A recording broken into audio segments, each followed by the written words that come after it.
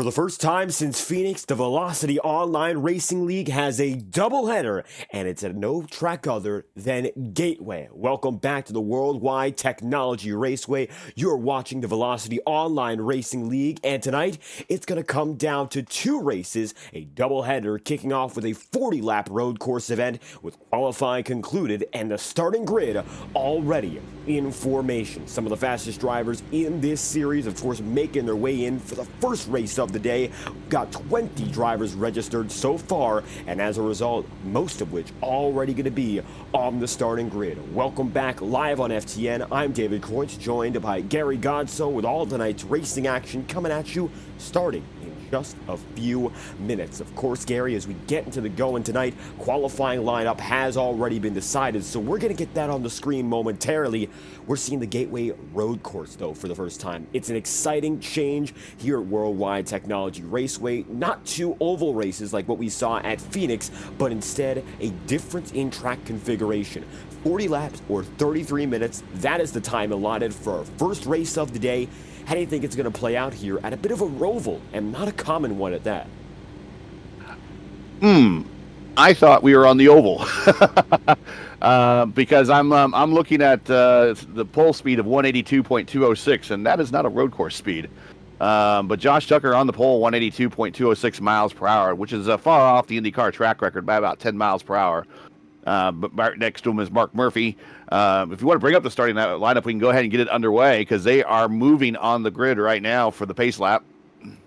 And there you can see it. It looks like, looking at the track configuration, you're going to be right about that. It's a super short race, though, 40 laps. So it's not going to be a different configuration as we get the final confirmation. Rather, one short race and one much longer. So we're breaking it up and getting this sprint in as almost a practice session. And Joshua Tucker going to be at the top of the board. Then going to be Mark Murphy, Matt Wagner, Craig Forsyth, Matthias Strauss, Patrick Zovazzi, Liam O'Sullivan.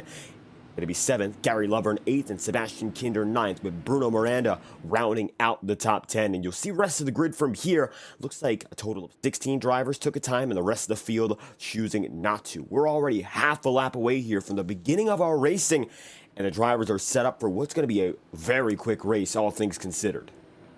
Yeah, our points leader, Bruno's got a long way to go to get up to the front, actually. I mean, it's 10 spots. Actually kind of surprised to see where he qualified there, but pretty much everybody with a good qual lap in the 177 or higher, but 16th on back either had a little trouble or decided just to forego and start from the rear. Here we go. And time to get things moving. Joshua Tucker on the pole position, gets the jump, green flags out, the 77 leads us in.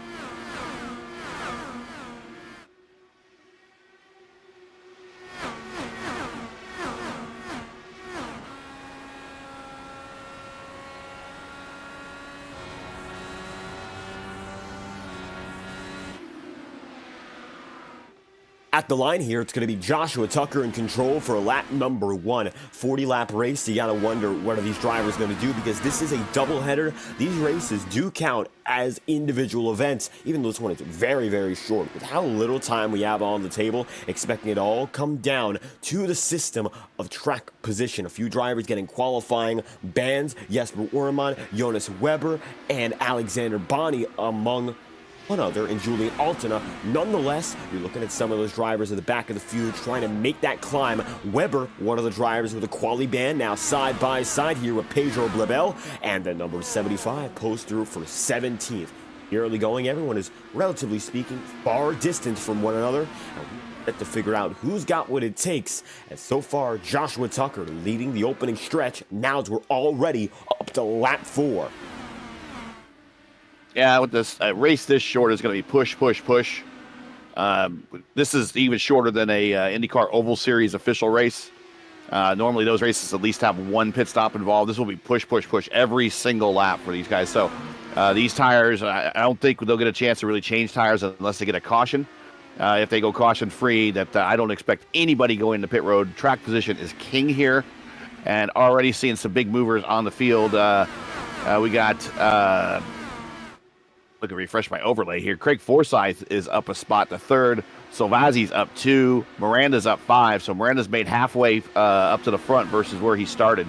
So that's good for him because that's going to bode well on how he performs in the second race tonight. But this is, I'm kind of surprised at the distance of this first race. I figured it'd be a little bit longer. But, last night we had the race of the DW12 series. And, maybe the track workers had to work a little extra long to repair the walls because last night was a bit of a crash fest.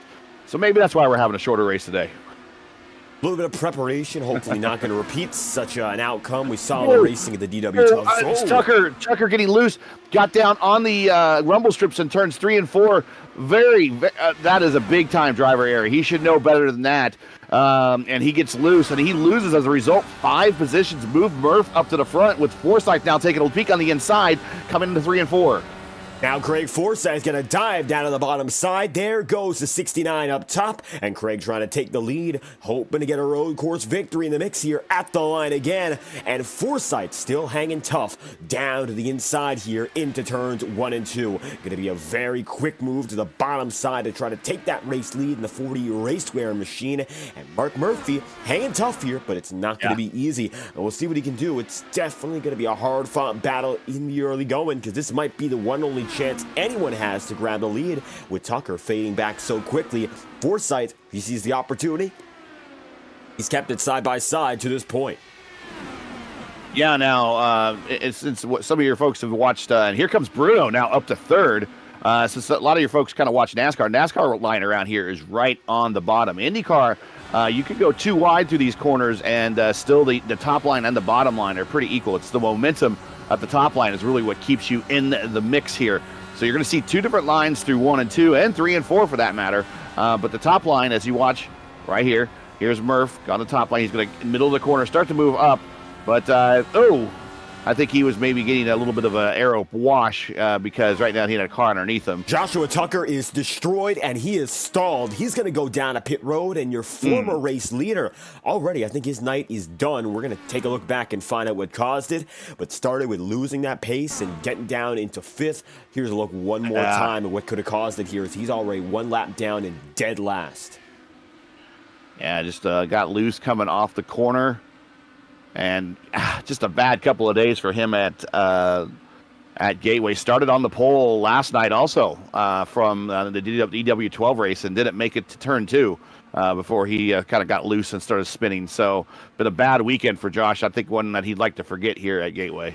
Already in such a great amount of trouble. Also, Lee Kane, and it looks like on series debut, the number 19 machine is not going to be in the mix, but the 4 goes down to pit road here, and it looks like front end damage. That nose cone and the suspension both gone. That's another huge wreck, and we'll take one more look back quick here to find out what caused it. It looked like Lee was on his own in the number 4, and maybe similar to Joshua Tucker in the same regard of just getting loose and going around as we're watching at a 2. Yup, loose end comes right back up the track. Yeah. Well, Bruno's now up to P2 now. It's going to be interesting. He's taking a look to the inside of Forsyth. And 3 and 4 is going to have a bit of it tucks back in underneath on the front straight. Going to go work on the draft. Going to pull out now, going down the 1 and 2. You're going to see a little bit of what Murph and Craig were doing last time. See Craig on the high side is going to have a big run off the high side. Problem with the high side is that wall comes up and greets you rather quickly on the corner of exit 2 or turn 2. And you got to watch yourself there. But you got a good run down the backstretch. Look, he's got a good high run in 3 and 4. He's going to get a good run down the front stretch. And all that momentum on the top side is more than enough to kind of hold Bruno at bay. Right now, Craig Forsyth doing what he must to keep up with a race lead, but Bruno with a huge load of momentum coming out of 2, and going to be the high side going down to the bottom. Big swap in, and Bruno Miranda takes the lead yet again. The 78 up to the top of the board, and he's been unstoppable so far this season. He won one of our doubleheader races when we went to Phoenix, and it looks like he's in prime position to maybe do it again. This time, hoping to grab the first race of the day with ease. 16 laps in out of 40, so for those just tuning in, this is not the only race. We're going to have our second race, much longer, 120 lap feature after this one. So with that being said, you're going to stick around for about a half hour until we get the second race going, and Miranda with already perhaps the lead and the win in his belt, Well, we got to see if he keeps it in front of Forsyth and company. That's going to give him further buffer in the championship standings. He's the points leader already and hoping to stretch it much more. And he's pulling away by 4/10 over Forsyth. All right, now joining this battle up at the front now is Salvazzi. Salvazzi's right there on the backside of Murphy. He's kind of been there the whole time, but he's kind of crept back into the picture a lot closer because we've been watching the battles. Cars spinning down the back stretch, our front stretch. That's Chin Van Velde. And the caution is out, and it's going to be that 76 that got slower, and that brings out the first yellow of the day.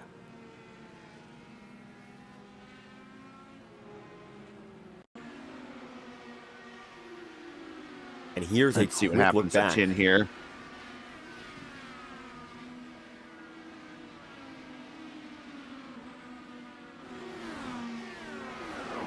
He just dives it into 3. He has Julian come underneath him. Of course, you want to give your teammate and team manager a lot of space. And yeah, he was just on the high side, and the exit of 4 came up a lot quicker than it normally does. And it bounced off the wall.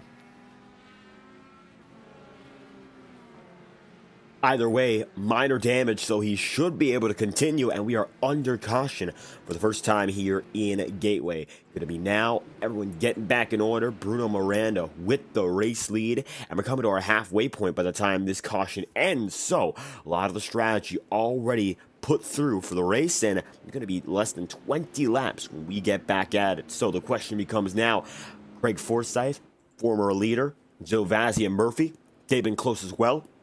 Can anyone get past Bruno Miranda now that he's taken the early race lead?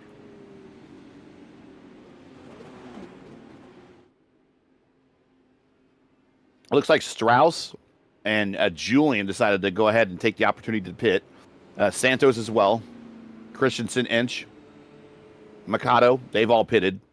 So they're all going to go for a new set of tires and try to make this last 20-lap sprint a little exciting.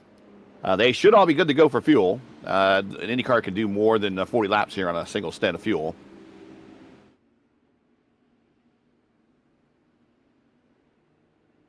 Strategy, not much of a concern in that regard. Few drivers just coming down a pit road. You see Strauss, Altena, Santos, Christensen, Ench, and Eric Mikado all coming through. So they'll be in early as they're now back on the track. 11 drivers choosing to stay out for Bill Colley up front.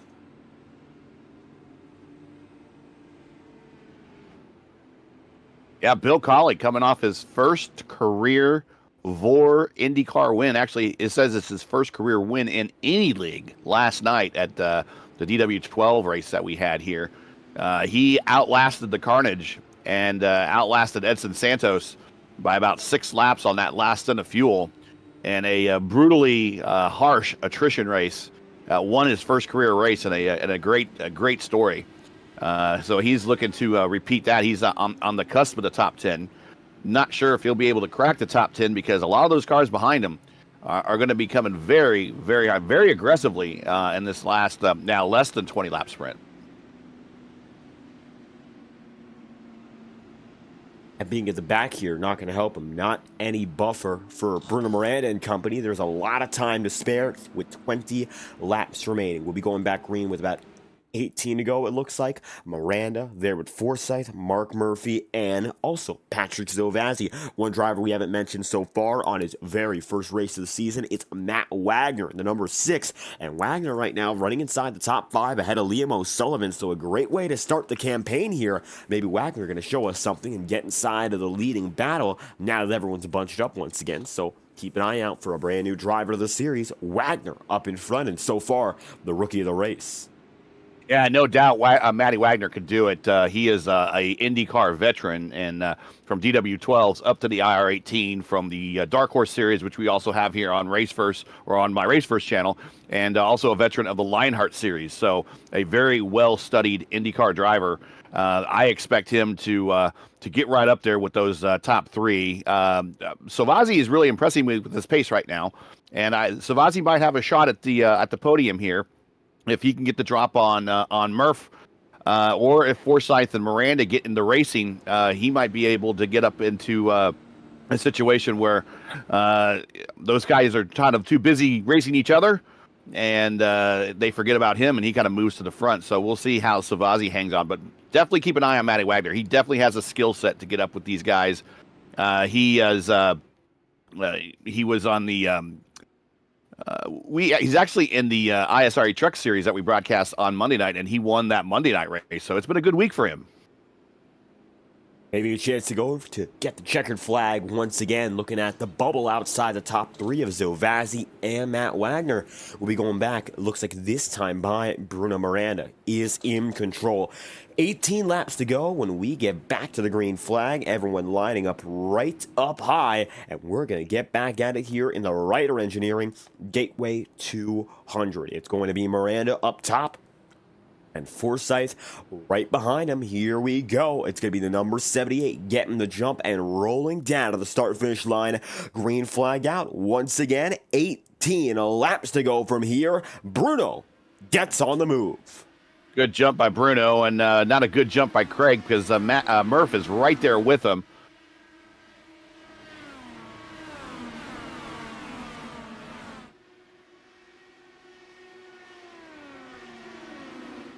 So Miranda on the way now with a 0.8 of a second lead, and that's a big bubble here, given the fact there's going to be only 17 laps left. Early start, getting the jump good. And cars sideways coming off of 4. Strauss, one of the new tire guys. And we're back to being caution again. Wow. And that's really good news for Craig. That's really good news for Craig because Craig did not, I don't think Craig had a good restart with Bruno. Bruno snookered him pretty good.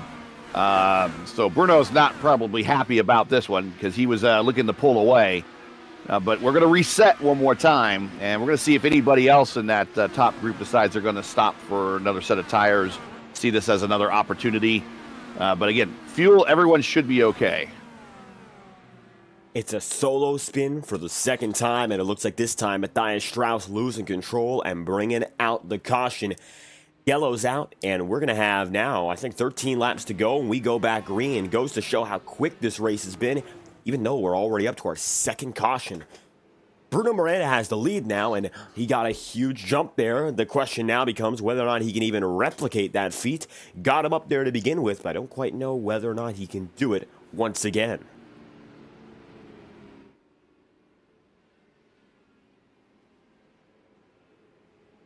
Yeah, if I was Craig, I would be camped out on the rear attenuator of Bruno there. I would not leave a lot of room. And the second that car gets any smaller in my vision, I'm on my accelerator. But, I'm not going to question really Craig. I'll just say what I'll do if I was in his shoes. Craig has way more victories, either in the VOR Series, Lionheart Series, you name it, than I do. So I suspect he knows what he's doing, but he didn't look like he got a good restart that last time. So he probably likes this opportunity to give it another shot. Lights are out in the pace car. We'll have 14 laps left, slightly shorter caution as a result, and we'll get going again. Craig Forsyth there in second. Bruno Miranda going to be in first, and maybe now we'll see whether or not Bruno can bring it back for the race lead or if someone else is going to have a better shot here. High side, they'll go. We're going to ride on board with Craig Forsyth for this restart and see exactly what happens as we take a look on the roll bar camera. First gear, just a few thousand revs a minute. Nobody's fuel saving for good reason. There's not enough time to fuel save, so no need to worry. Here we go. Through the 5-hour energy band of turns 3 and 4, and back to the Geico restart zone. It's going to be 14 laps left. We're 27 laps in out of 40 already. Now going to see who's got what it takes to pull it home as the pace car dives in, and Bruno Miranda will get us rolling once again. I'd be a little bit closer, but that's just me. And there he goes, and I think he was a little slow on the start there. Look at his steering offset. That's something, one of the things you can change in a fixed setup race is the steering offset. So he has it a couple degrees already set to the left. Miranda already far and away. I mean, at this point, you got to wonder if anyone can pull him back down to earth. Yeah. even if there is a caution, maybe an opportunity to just get it done for this first race. We are expecting, if you saw the thumbnail here for tonight's event, some changes as the day goes on. Expecting, as we saw at Phoenix, a day race and a night race. So even if Miranda is so good right now, we don't know if he'll be that way in the main feature where conditions are due to change. Right now in our day event. Matty Wagner making a move on Salvazzi. Move Matty Wagner up the 4th spot. Told you. Watch him. And there he goes, taking another spot. Wagner going to be up to 4th, but Patrick Zovazzi cutting deep. Looking down to the bottom side now as we have 12 laps to go. Patrick Zovazzi lies down on the bottom side. Can't quite get the run to pull back for the spot, but he remains close, and it's going to be a battle to look out for here. Still a point of contention as they rush down the back straightaway all over again.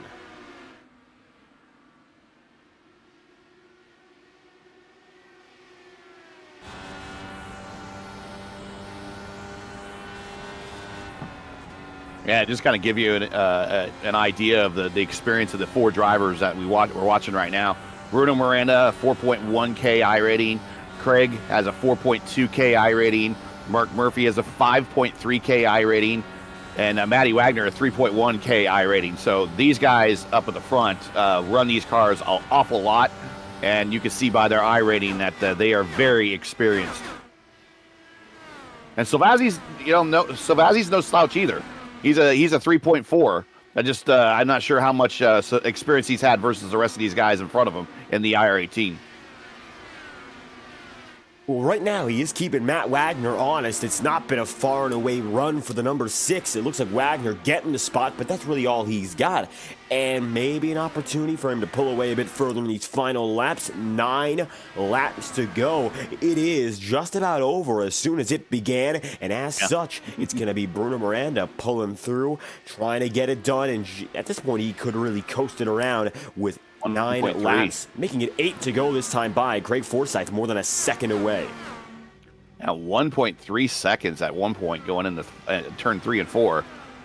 He is just flying.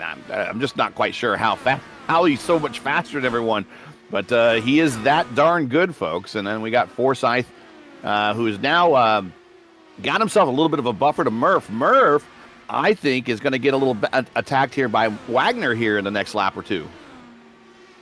So maybe now Mark Murphy with an opportunity to take one more spot, but with Matt Wagner there too, he's in a bit of a sandwich up in front. The fight for the podium definitely not done. And even Patrick Zovazzi may lay a finger as they're side by side right behind Liam O'Sullivan. Patrick Zovazzi not going to be there, but it's Seb Kinder and Look Julian. Look at this, Matt. Whoa, jeez. Now they're going to be neck and neck further behind the top 5, and they are not going to leave an inch among each other. Julian up top, Kinder down low, and Jonas Weber, 2 of your 4 drivers with qualifying bans, are now up inside the top 10 and making moves fast. Another pass there for Julian. That puts the 11 up into 6th. Couple of the race sponsor cars there. They want to do well. The Reiter 63, you're watching it right now. Looks like Julian going to make the pass fast, and Craig Forsyth side by side now with Mark Murphy. 5 laps to go. Right in the back bumper of them both, it's going to be Matt Wagner, and it's going to be that rear attenuator all shoved up with the 6 pulling in right behind Mark Murphy 69. There goes Forsyth. He's up to 2nd, and see there, Murphy now going to be in the middle of the sandwich again. It looks like Craig defending nicely, and he might have a chance to pull through the home stretch and get it done in the runner-up spot now. Yeah, all it takes is, just one little lift to interrupt your momentum around here, and you kind of fall back into someone else's clutches. And now here's Savazzi on the inside of Wagner, trying to get that position back. It's not going to be side-by-side going into 3. He was right there for a little bit, but Wagner had the benefit of the draft from Murph. 4 to go. Now 3 to go, I think. Yep, 3 to go. That it is. 3 laps remaining. Bruno Miranda. And it seems like he goes from strength to strength with these races at this rate. He is already far and away the championship favorite. It's not to say it's locked up just yet, but he's collecting just about every win in sight. Short of Indianapolis, of course, Jesper Uhrmann, but we haven't seen Jesper since. So right now, it's Bruno Miranda's stage, and he's been working through every race just about as well as the next 2 laps left. Popsicle sticks are out, and the only battles lie further on back beyond the podium. Wagner still there with Zilvazzi, and now trying to make a move on Mark Murphy, as it's going to be Miranda coming down to the white flag this time by. Yeah, staring his 5th win of the season in the face here. Just got to do another 1.25 miles here. Julian now in that battle, if you noticed, with coming up on the back end of Silvazzi. So maybe he can scratch out a top 5. Wagner! And we might enter the caution here. Oh, yeah, we are going to definitely enter the caution. Destruction. It's going to be Bruno Miranda coming around, but we've got big trouble. 5th win of the season for Bruno. He'll come across the stripe as your winner, and everyone from 10th on back is destroyed. Look at Jonas Weber, Dan Ench. They're still sliding. And we're going to take a look back here. Wagner, who looked just about locked in for a top 5, he'll finish 16th. Let's see what happened. He got Silvazzi behind him. Oh, Silvazzi gave him a little bit of help. I don't know if it was net code.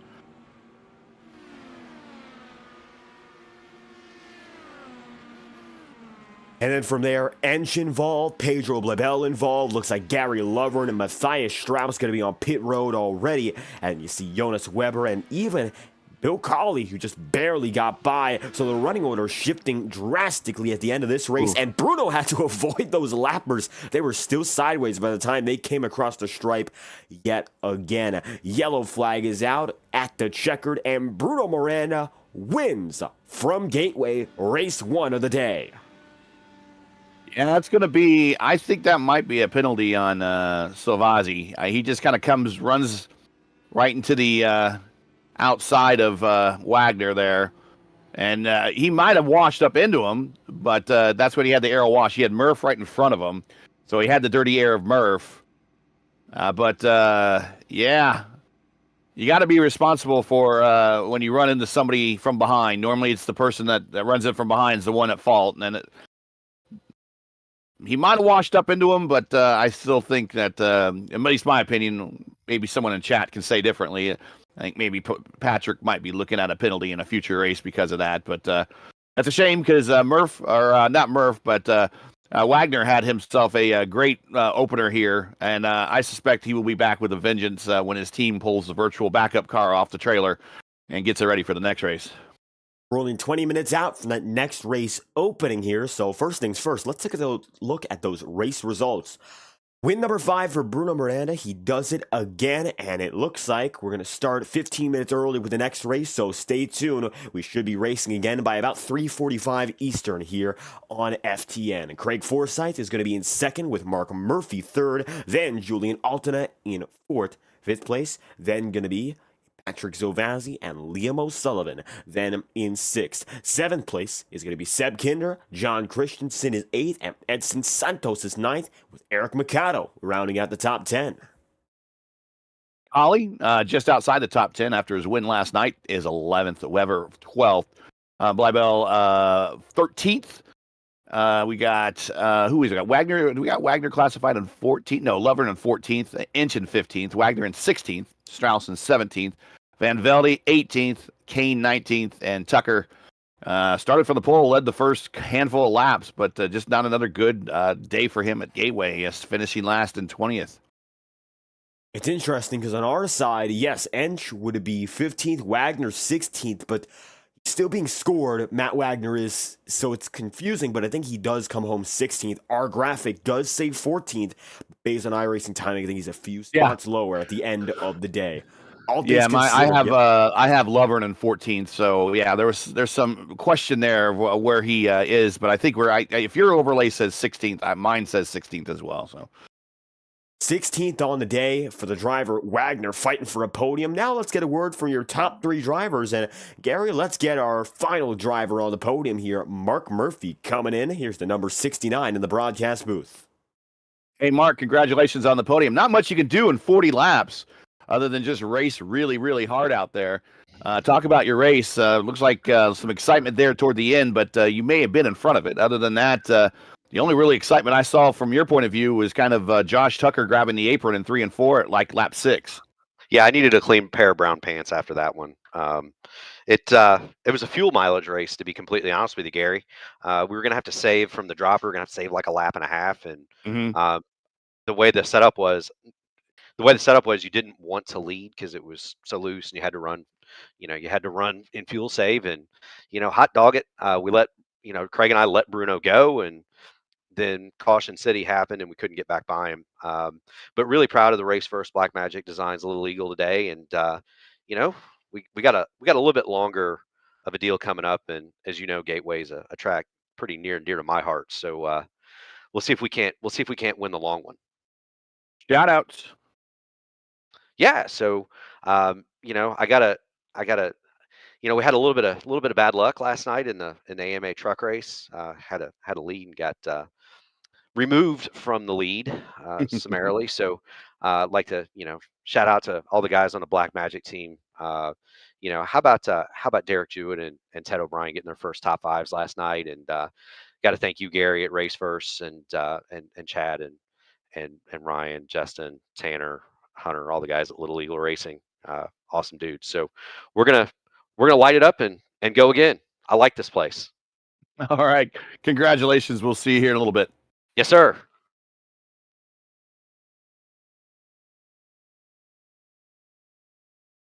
Murphy on the way from third. Looks like right now we do not have our second place finisher, and that would be Craig Forsyth. However, we could bring in our fourth place finisher here, Julian, standing by as well. So let's go to work right now. I can grab. Let's see if I can grab Craig here. Forsyth going to be it. Hey, Craig, we're just going to grab you out of the general voice channel, but we got you here in the booth because you did finish on the podium for the first sprint race here. Again, 40 laps, not a lot of time to do much. You had to save a little bit of fuel, and then while your guys were trying to save fuel, you let Bruno on by, and then lo and behold, he just drives away from everybody. Yeah, I needed to save just a bit of fuel, so I decided, I was like, it's going to stay green because we didn't have a crash in the first 10 laps, and I was like, okay, if we're not going to have a crash, then we're not going to have a crash. Right. So, yeah, in retrospect, it was a poor move to let Bruno by because you're not passing Bruno once he's got the lead. That's just not happening. Right. And the setup was so loose that it was all you could do to hang on to the car itself, let alone try and pass someone. I mean, you saw it was, as long as you held the outside line, it was easy to defend from Mark. Anyone that got the run, you just made sure they had the bottom. And with the car as sketchy as it was, they weren't confident enough on the gas to get the power down early. And I mean, that's why Mark had the run on me at the end, is because I decided to go low into 3-4, and he took the outside. And I mean, another 100 yards, he would have had me. So I think the second part of the doubleheader is going to be longer and also will be at night. Do you think the handling will come back to these cars, or are you expecting the kind of second verse same as the first type thing? Gosh, I hope it. I hope it's more planted. It'll be. I mean, interesting to see. I don't think any of us here have tried the setup yet. So it'll be curious to see once it goes live just how interesting it is, and give us a few minutes to play with it and see what we can do. We'll go ahead and give you. Hopefully it'll be fun. We'll go ahead and give you your shout outs, and then we'll let you back on your way for your little bit of rest here and intermission, and get back on the track here for a race 2. So go right ahead. Nope. Yeah. Thanks. I got to thank Jim over at 40 Racewear, all the guys there, sponsor for the car, and Julian for running the VOR League. Good sponsors, and thanks you guys for doing the broadcast. And I hope to be talking to you in about an hour and 15 minutes. You got it, man. Well, congratulations on the P2 for today. That does help in the points championship. It's only 40 laps. It counts as a P2 for a normal race. So congrats there, and I'll move you back up to the regular VC, but hopefully, again, we do talk to you in the second race. You betcha, man. Thanks. Stay safe. Yep. All right, Dave, there you go. Well, there's Craig Forsyth, and we're just a few minutes away from getting the session live, so let's get a word from Bruno Miranda, number 78, fifth win of the campaign, and this time a short sprint, but still another victory by wide margin of 2.5 seconds, good enough for another checkered flag. Bruno, how you feeling? Hi, David. Hi, Gary. I'm very surprised to stay here because I take a mistake in the qualifying and I started in P10. So I'm very, very surprised to stay here because the track, the setup for in the day, I think is very, very difficult, very dangerous. So I find the wayjacker from this setup and the guys I have a little difficult in the beginning of the race. And either way, making it work nicely without any strategy and such, starting further out in the field relative to the usual, however. So, what was it like working it from tonight, position number 10 for our first race, up to the front with very few breaks? So I think the night the setup more comfortable. I don't know because the guys here is very fast. Have a Mark, Joshua, Craig, Julian. I don't know because I this qualifying for this first race. I think I stay in the front, but I have a mistake. So I don't know. I stay. I hope to stay in the top 10 or top 5. I think. Hoping to maybe do it once again. Our second race of the doubleheader and a victory once more, Bruno. Before we move on, you have any final shout outs you'd like to give? Oh, thank everyone to see this broadcast. Thank you, my team, Worldwide Export. So thank you guys, and wow, I'll go to race again. Yep. Ready to race once more. We're a few minutes away from going green for the second time. Bruno Miranda, thank you for stopping by.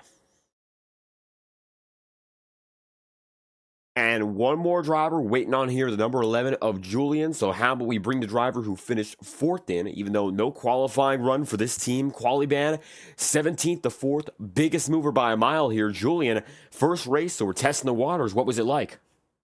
I was honestly not expecting you to drag me in here, to be honest, but it was a good race. Yeah, I really loved it. It was great.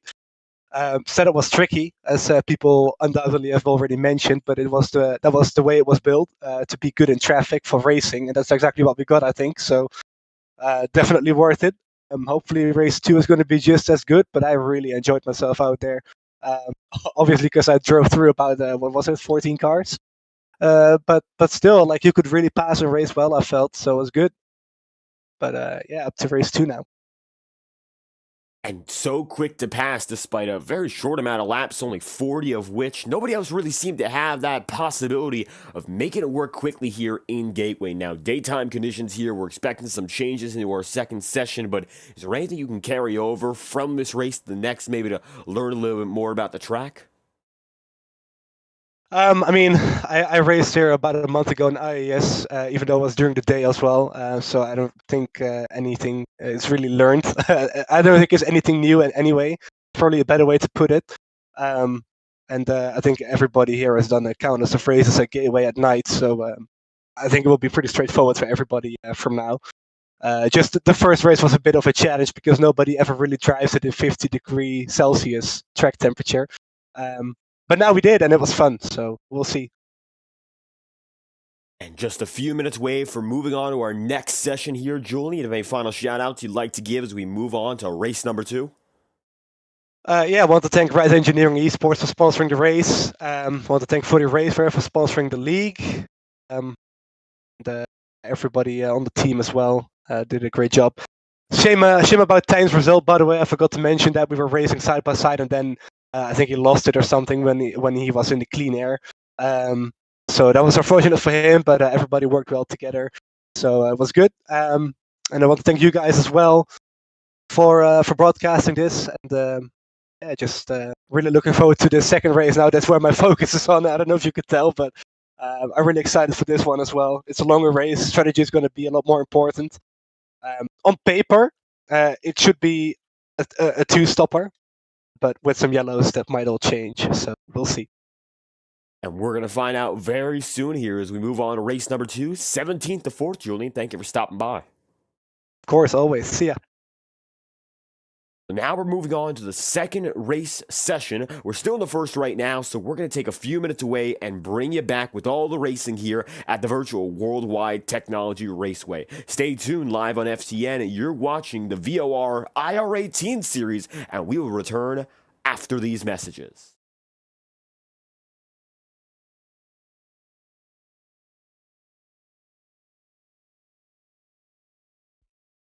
Racing isn't easy, but experiencing it is. iRacing puts you in the driver's seat with the industry's leading sim racing game. Drive on laser scan replicas of the greatest racing circuits from around the world. Go head-to-head against other drivers chosen by skill-based matchmaking to ensure competitive racing at every level. Compete across all your favorite series. In officially licensed cars, engineered to deliver the most accurate driving experience possible.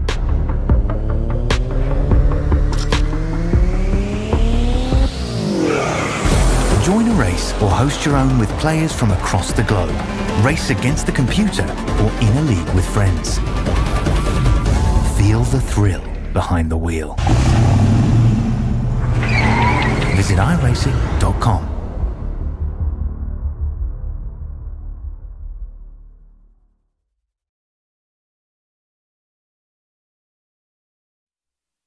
This message is brought to you by the rebrand of Throttle Graphics and Designs.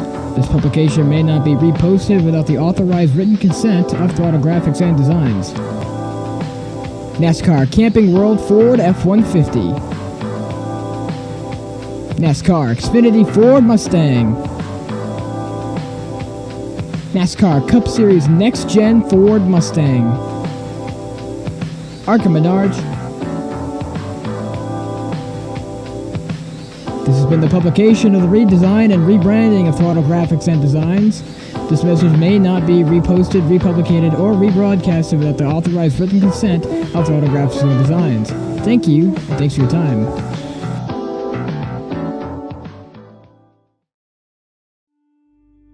Once again, welcome back, race fans, to the World Center of Racing Daytona National Speedway as we get set for our second on-track activity today. Racing requires everything that you've got.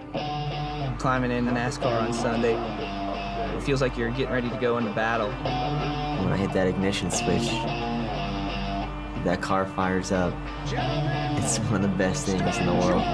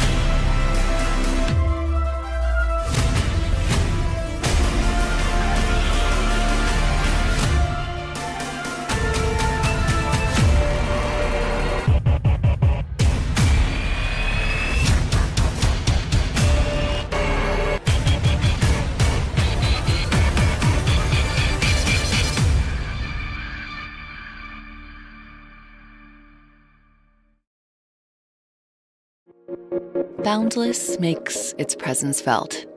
It will not be ignored. We're helping turn ideas into reality with a wealth of building products that take every architectural style to the next level. This is what it's like to imagine, build, and transform anything we want into exactly what we seek. This is what it means to be boundless.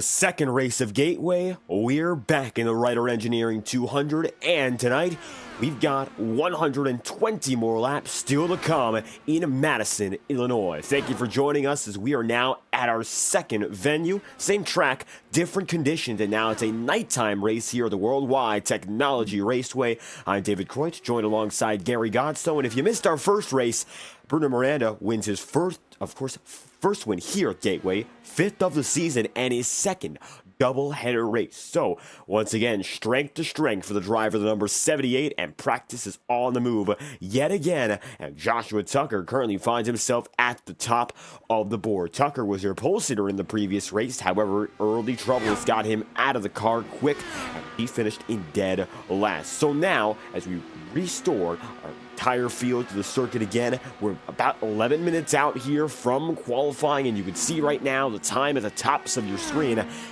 It's going to take from here on out. Miranda already shown the pace he has, but it's a race that's 3 times as longer, so it's going to be faster and it's going to be quicker lap times too. So it's a different atmosphere here in Gateway.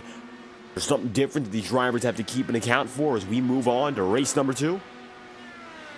No, not really. Other than getting to pit road, possibly with green flag pit stops. Getting on the pit road here is a little bit different because we're gonna have to get on and off of pit road using the pit road access roads. So in order to get on the front pit road, they need to exit or enter on the backstretch going into 3, and that's a very slippery apron down there. The access road, work their way around to the cones, then be sure to be down to the speed limit by the cones, and then make their way to their spot, and then make their stop. And then that's not it. Then they have to navigate that same type of adhesion on the pit road exit out all the way rounds 1 and 2, and then rejoin the field on the backstretch. So that's I've seen races won or lost here on pit stops, and that's the key of it, is getting on and off pit road here with maximum efficiency. But as we see right now at the top of the chart, it is Tucker, and he's about 7 miles per hour. That's what the cooler conditions do. And that might be a draft dated lap too. I'm not sure, but he's at a 189.3. He qualified, I think, at a 182 or 183 in the first race, and so everyone's gonna be faster here. Everyone, and it's the same thing we saw at Phoenix. Everyone in the first race was fast, but everybody in the second race was faster, and that's just because of the conditions. The conditions, we're looking at them right now. The conditions are track temperature. Is 69 degrees Fahrenheit. That's nothing. That's nothing for these cars. And ambient temperature is 66 Fahrenheit. Again, nothing for these cars. So these cars are going to be producing a lot of our maximum horsepower. And there's not going to be a lot of heavy air involved here, even though humidity is at 90%. The air is not very heavy, so there's not going to be a lot of additional downforce. So there's going to be a little slidey at some points. And that's another reason why they're so fast, is that the air is lighter. It's cooler. And so that's kind of what they're looking forward to. So it's going to be managing their car.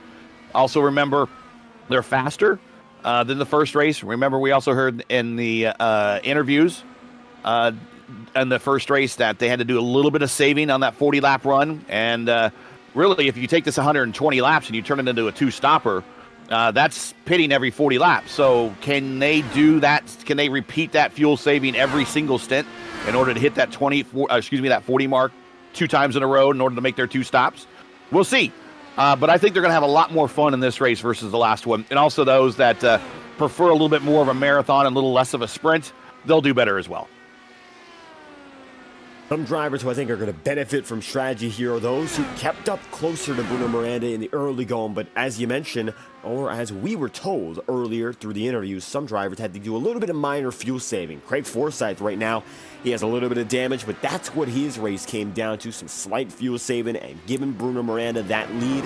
That's what changed the entirety of that first race. Now for Forsyth, it's a lot more time on the table here, and there's going to be most likely multiple pit stops, expecting about a 2-stop strategy when all comes close of this race. So Forsyth maybe with an opportunity to redeem himself here. Mark Murphy perhaps. Joshua Tucker quick again.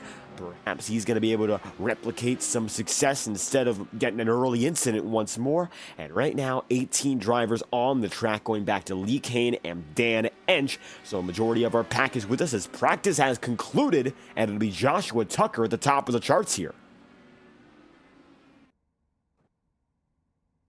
let's see if he can back it up with another pole. But we've seen him already start on the pole. What he needs to do is actually finish this race. That's the key thing for him. And it looks like there's going to be a new session. That is why practice ended. We're going to have to make a second transition here. So that's what's going on. It looks like we're going to be skipping through this session and we're going to be moving to another piece of the schedule. Looks like an additional disconnection for everyone here. So unfortunately, we're going to have a little bit of a break from the action one more time. We'll be right back in just a few minutes. Once again, you're watching the WorldWide Technology Raceway here with Velocity Online Racing, and we will be back in about 5 or 6 minutes. Pace Car is alone right now. That's going to be the case for a little while, as we're going to be back, hopefully, with qualifying and your main events.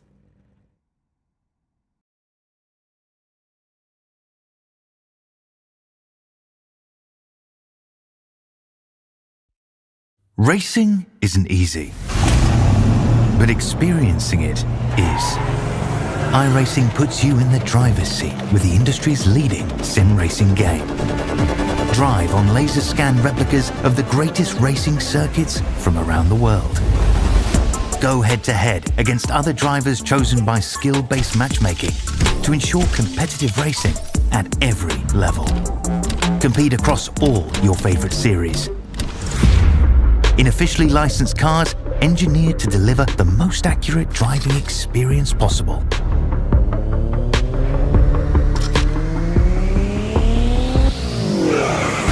Join a race or host your own with players from across the globe.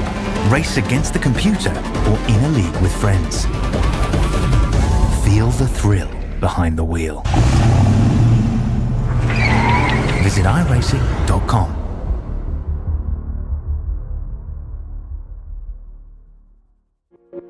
Boundless makes its presence felt. It will not be ignored. We're helping turn ideas into reality with a wealth of building products that take every architectural style to the next level.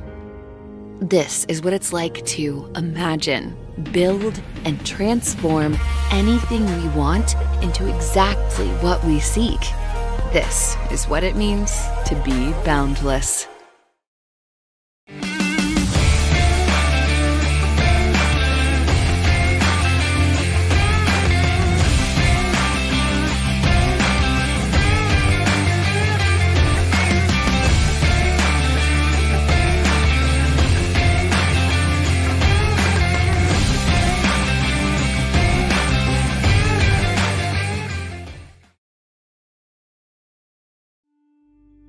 Once again, welcome back, race fans, to the World Center of Racing, Daytona International Speedway, as we get set for our second on-track activity today. Racing requires everything that you've got. Climbing into NASCAR on Sunday, it feels like you're getting ready to go into battle. When I hit that ignition switch, that car fires up. It's one of the best things in the world.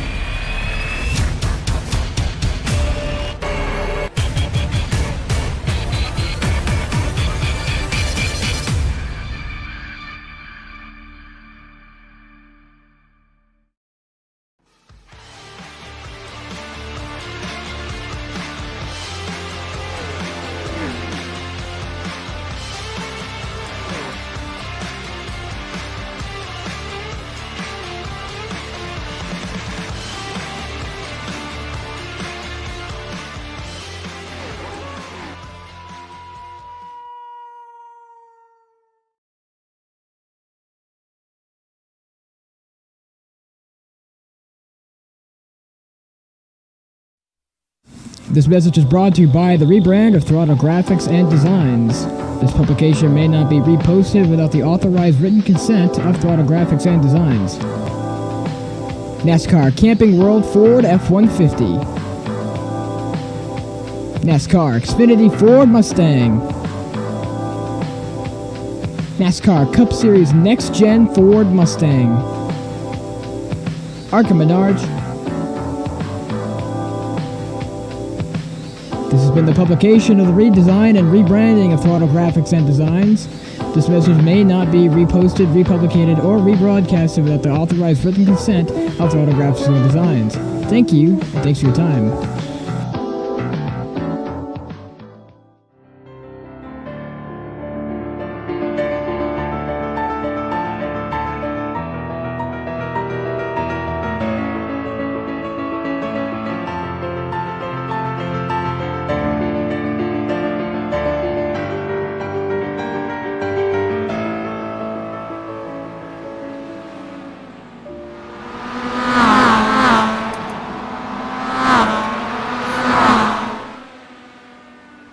3 minutes away from the end of practice, we've returned to our brand new session, and the nighttime sky is once again back. It's the second race of the day.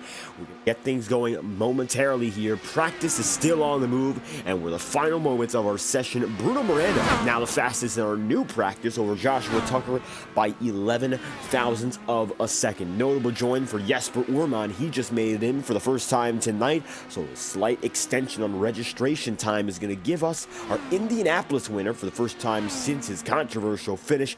He's going to have to take a qualifying ban in addition to the race suspension we saw last week. So Uhrmann is back among others here as we're in the final moments of practice, moving on to our qualifying session today. Oh, we got IR-18 gymnastics on the backstretch there. Yeah, I saw a car doing some cartwheels, but yeah, I think Miranda's lap might have been draft dated, 189.4 versus Tucker's 189.3. That might have been draft dated too. They're right at the track record that Cart set here. This track is not that old. Kind of came to be in the late 90s. It was really on the front lines of the IndyCar Cart Civil War. After the year of after the disastrous US 500 going opposite the Indy 500, the next year Cart decided to first of all make a race closer to Indianapolis and then not also try to go opposite the Indy 500. So what they did the day before is they put the race here, and they had the day before the Indy 500 Cart race here for a couple seasons, and then people could make a long weekend of it because there's only 4 hours between Indianapolis and St. Louis.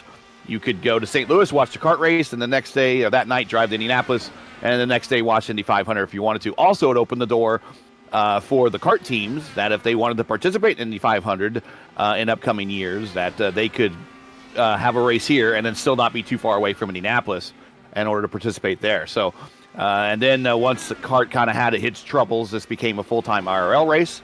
The IRL raced here for about 3 years, and it stopped, and then very recently reappeared on the IndyCar schedule, the NTT IndyCar schedule, where it's been ever since. But kart track record set by Raul Boisel, and then he set that in '97 when the track was brand new with a 187.693. Don't hear about Raul very often, but he's probably the best IndyCar driver to never win a race. That's probably what he's best known for. The IndyCar IRL track record set by Will Power, which is no one's surprise. I mean, he's a career leader in poles in IndyCar history with a speed of 192.384, which also still stands as a track record. So we're just a little off that right now as we're getting ready to go qualifying. The career wins leaders here at Gateway are Joseph Newgarden with 4, including 3 in a row from 2020 to 2022. Scott Dixon has 2, and he's also your defending Gateway champion going into the 2024 NTT IndyCar season. And then the list of former winners here reads like a virtual who's who of IndyCar history. So there's Paul Tracy, Alex Zanardi, Michael Andretti, Juan Montoya, Al Unser Jr., Gil DeFerrin, Helio Castroneves, and of course Will Power and Takuma Sato also won here in a very interesting race.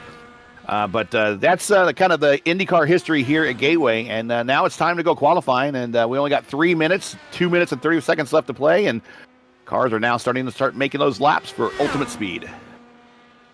2 minutes and 20 seconds, good enough for, of course, a few laps here at Gateway, let alone the 2 that are required to put a full qualifying stint down. And right now, looking at Seb Kinder, among others, just about everyone on the track right now. So we're ready to see who goes and climbs to the top of the board. We're about 5 miles an hour quicker every lap, give or take, adjusting for the draft and for the new conditions. So if you thought last race was quick, we could be at an even faster pace for the rest of the night. As now, coming down the line, Seb Kinder puts the first lap in the books, and now it's going to be a 24.6, the fastest time, but it's quickly going to be up to the top for Mark Murphy with a 24.2. I think there's a chance that we cracked into the 23s in this session, but that's going to take the absolute optimal lap from any driver. I think if there's anyone who's going to do it, it's either Mark Murphy or Bruno Miranda. Yeah, this turning a lap here, we'll watch some in-cars during the race. Turns 1 and 2 is so fast in these cars. And while you're making that turn in turns 1 and 2, you're also changing gears in the process.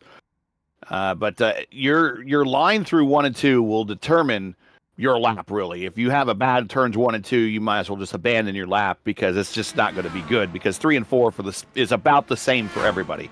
You're going through 3 and 4, maybe with a slight throttle crack, but pretty much your foot's right to the bottom.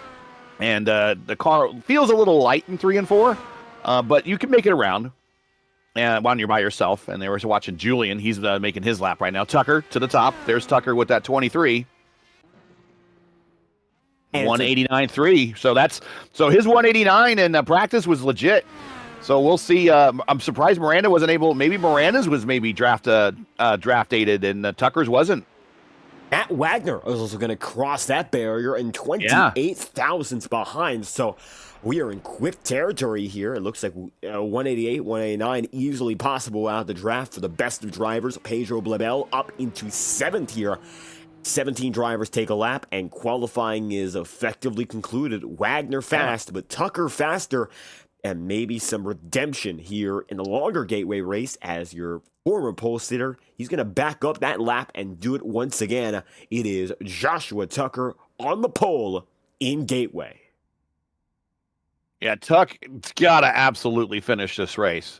This is key for him. He just had a bad last 2 races starting from the pole here at this exact same track. Slightly different car in the first race. It was the IR-18, or excuse me, the DW12. Keep in mind that you are looking at DW12 cars right here. It just has the IR-18 aero package on them. So he will want to do well for sure here. Maybe if I was him, I'd concentrate maybe a little bit more in getting to the finish and leading a little less laps, but we'll see. He might just say, you know what, I have a way I'm going to drive. I'm going to stick to it. And he'll see. We'll see what happens. But he's starting for the pole. You got Matty Wagner, Murphy, Liam O'Sullivan with a good run. He was kind of the mid-pack in the first race, so he's a little bit further forward. Seb Kinder the same way. Bruno Miranda, not a great run again this time. He started 10th first race, 6th this race. I expect him at the front just like you do. But qualifying here is just not his bag. He's just not as fast as everybody in the ultimate speed, but in the overall pace, I totally expect them to see up front. Right behind Miranda, going to be Pedro Blabel with Tien Vandervelde and Gary Lovern, and it's going to be Messiah Strauss concluding the top 10. And from there, you're going to see a few other drivers in the mix, and those are going to include Greg Forsyth, Patrick Zilvazzi, Jonas Weber, and right beside Weber in 13th, going to be Julian Altena with Dan Ench 15th, and John Christensen, position number 16. Lee Kane, last time taken, Urman with a quality ban, and Bill Colley 19th. So, we've got 19 drivers here for race number 2, and the pace car already out on track. 1 pace lap for 120 laps, and all things considered, we're looking at a rapid race ahead of us here as everyone stays clean and keeps it green. It's a little bit more of that grip onto the surface, which explains the faster laps. Maybe that speed going to cause some troubles for drivers in some closer battles.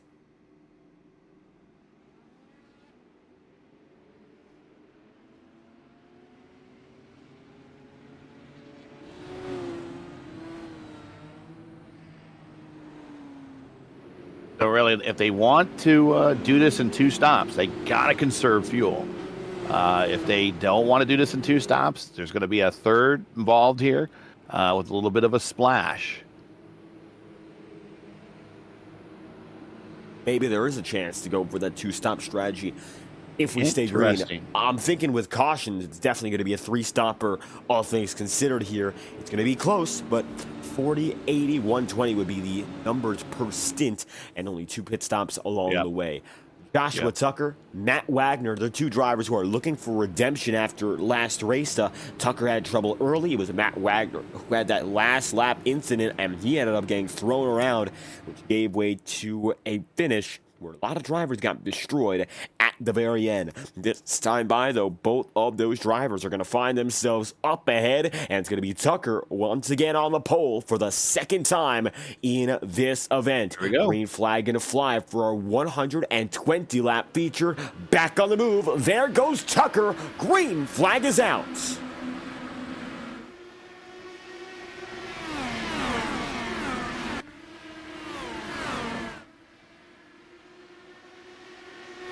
Everyone cleanly through 1, it looks like. Cleanly through 2. That's a good sign. That's a good start.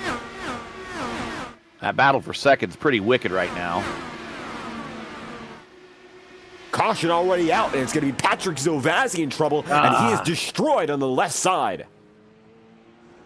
I spoke too soon. What happened, Patrick? And both wheels from left front and left rear are absolutely out of order. Here's a look one more time at what happened.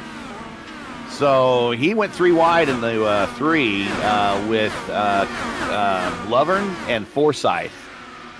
And maybe it's something I would have backed out of, certainly this early. And he kind of came down a little bit on Lovern and put himself into the wall. So, ouch. Not going to be able to back up that first race. Good finish with a...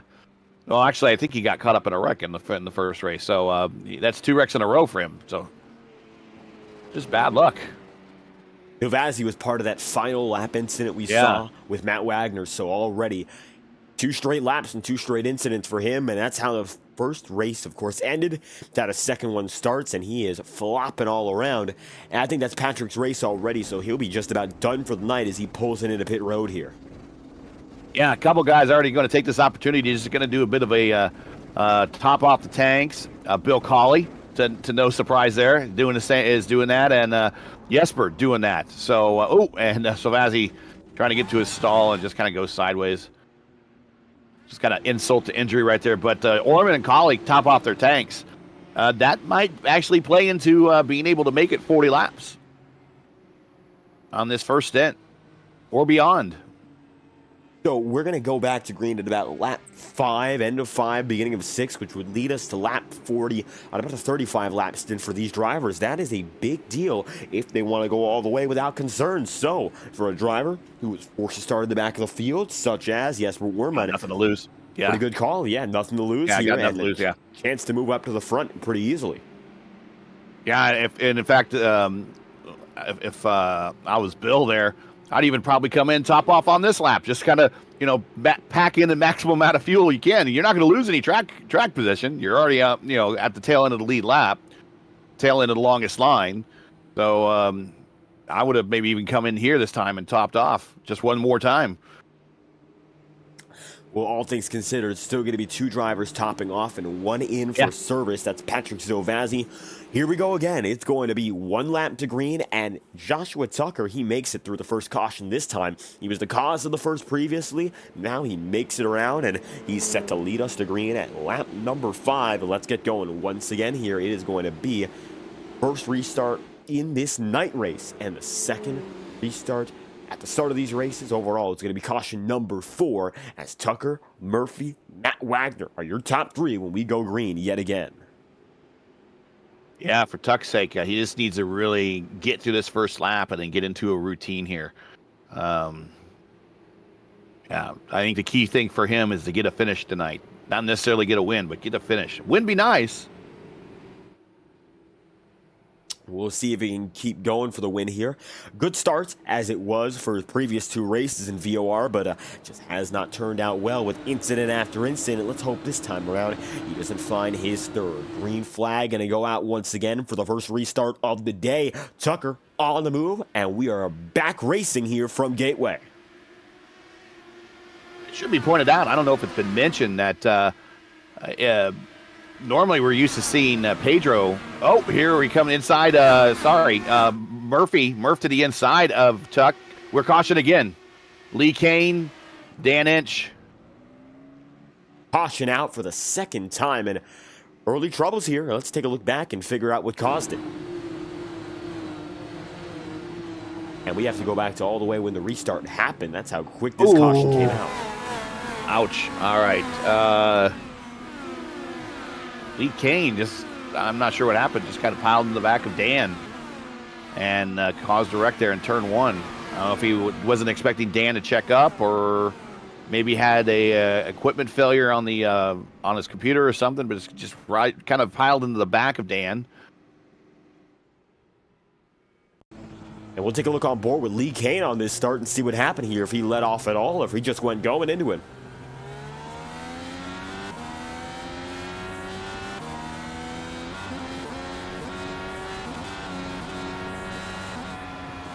I don't know if he expected Dan to back that corner up as much as he did. Let's ride with Dan. I'll ride with Dan here and see what.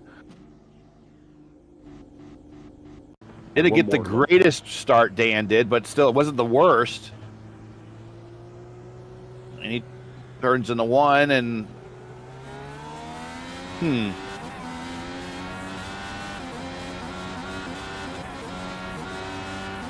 race control, take a look at that. I don't know. I think Dan might have taken corner one a little bit easier, just because the last couple races, corner one on starts and restarts and fresh tires have been kind of treacherous, a little loose. And that's maybe what was happening there. It looks like that's the case. We were looking at the onboard, and he was at 4th gear relative to 5th for Lee Kane, so doing it a little bit differently, and ironically, that causes even more trouble than it could have avoided. So the yellow flag is out yet again here as a result, and we are pacing. Joshua Tucker set to lead the way as we return to the action. It's the 77 still out in front, and the green flag will fly once more. Let's get at it this time by. It's going to be Tucker with Mark Murphy as we are set to go green.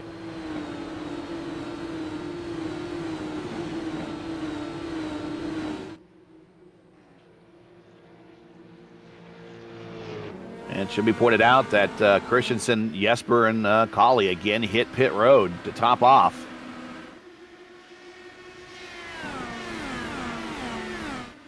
Tucker gets the jump. He's going to make it through in that first restart. And now John Christensen, Yes Worman, Bill Colley are the drivers on the alternate strategy, decide to get a little bit more of that extra fuel for the race as it goes on. Matthias Strauss now going to be side by side with Craig Forsyth. And another battle begins here as we can see drivers starting to get in the rhythm, hoping to go green for a little longer than what we saw so far.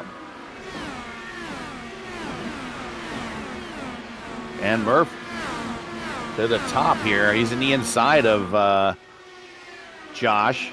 So Tuck, you'll see Tuck, well, he didn't stay with it. He just probably let him go by. You could defend a lot on the high side, but I guess with fresh tires, it makes it difficult to do. He chooses to stay in the draft and then go to the inside here in 3 and 4. Watch the high side there, come into this thing. See how the high side is a great equalizer. Oof. A little close there. Battle side by side. Tucker and Murphy, one of which also Bruno Miranda going to be with Liam O'Sullivan further back in the frame. And now we're really getting in a rhythm here to start going green flag again. Should point out that I was getting ready to say before the last caution, we watch him still just racing wheel to wheel. It's great racing. Pedro normally is in that Altena Autosport livery, but he is in a livery very similar now to Bruno, so I believe they're now teammates. And for Pedro, it looks like maybe a different look for that number 88 on our side, though. It still looks to be the VOR paint scheme. You look up to Seb Kinder, and Kinder's got a little more familiar design. However, on our side, he's got the old traditional one for the 88. Bruno Miranda goes down to the bottom side once again. He's looking low, keeps it there, not only now on Liam O'Sullivan, but also there goes Matt Wagner. Wagner in third. Maybe a chance that he's going to lose that spot here because Miranda's got to run. Yeah, Bruno stayed right with him in the corner.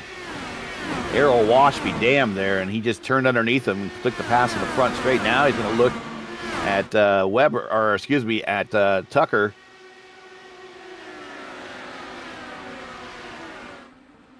And here comes Bruno Miranda, 13 At laps low side. in. Wow.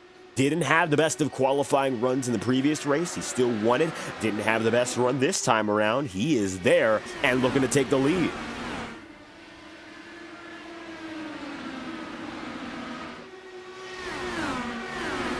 Julian looking to crack the bottom portion of the top 10. He's up to fighting Jonas there for 11th. Forsyth and Van Velde.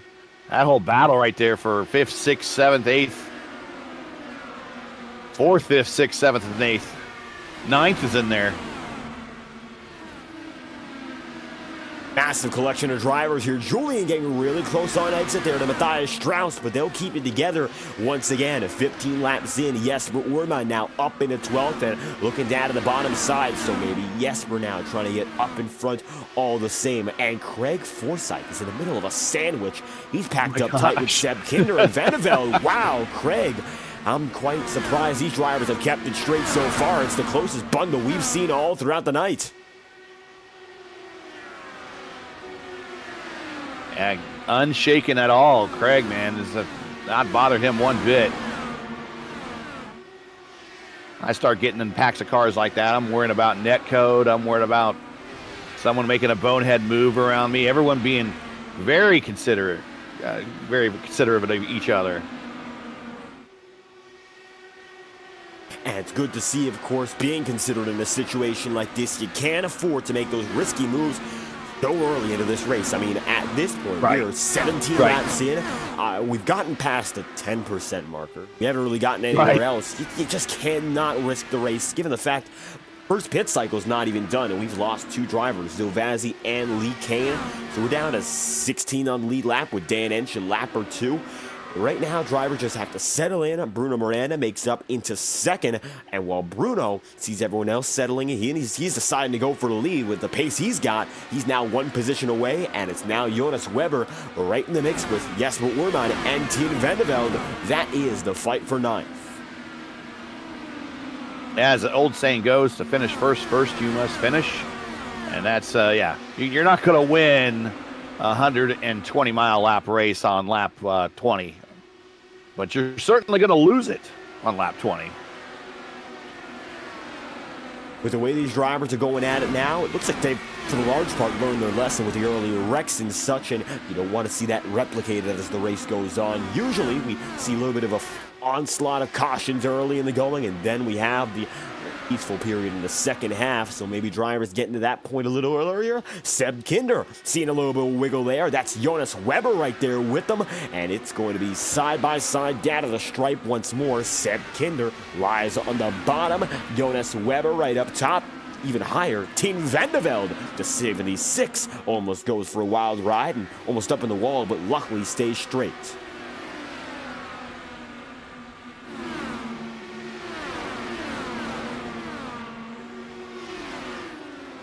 Craig getting the position there on Pedro.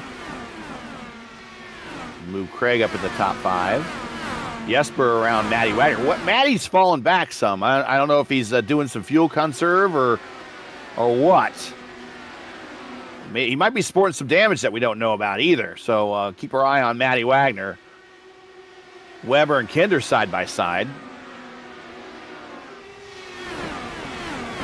And right now, it's going to be Jonas Weber up to the top side in that 75 machine. And you see Seb Kinder lying right back. Matt Wagner also now catching a piece, and it's going to be a silver storm of drivers here. Wagner's in the mix with. Yeah. He must have some damage or something. He is getting freight train. Either that, he is really, really on fuel conserve. But the thing is, if he's on fuel conserve, he's really letting this traffic in front of him get away. I think I would maybe try to race a little bit harder, but I've seen him, I've seen him lose more fuel conservation races than win, but they were as a result of a late race caution where his strategy was thrown out the window. Not going to try to give him the old commentary chinks here, but I mean, he does know how to save fuel, so that's possibly what he's doing. I don't know that for a fact. He could be damaged. We don't know that either.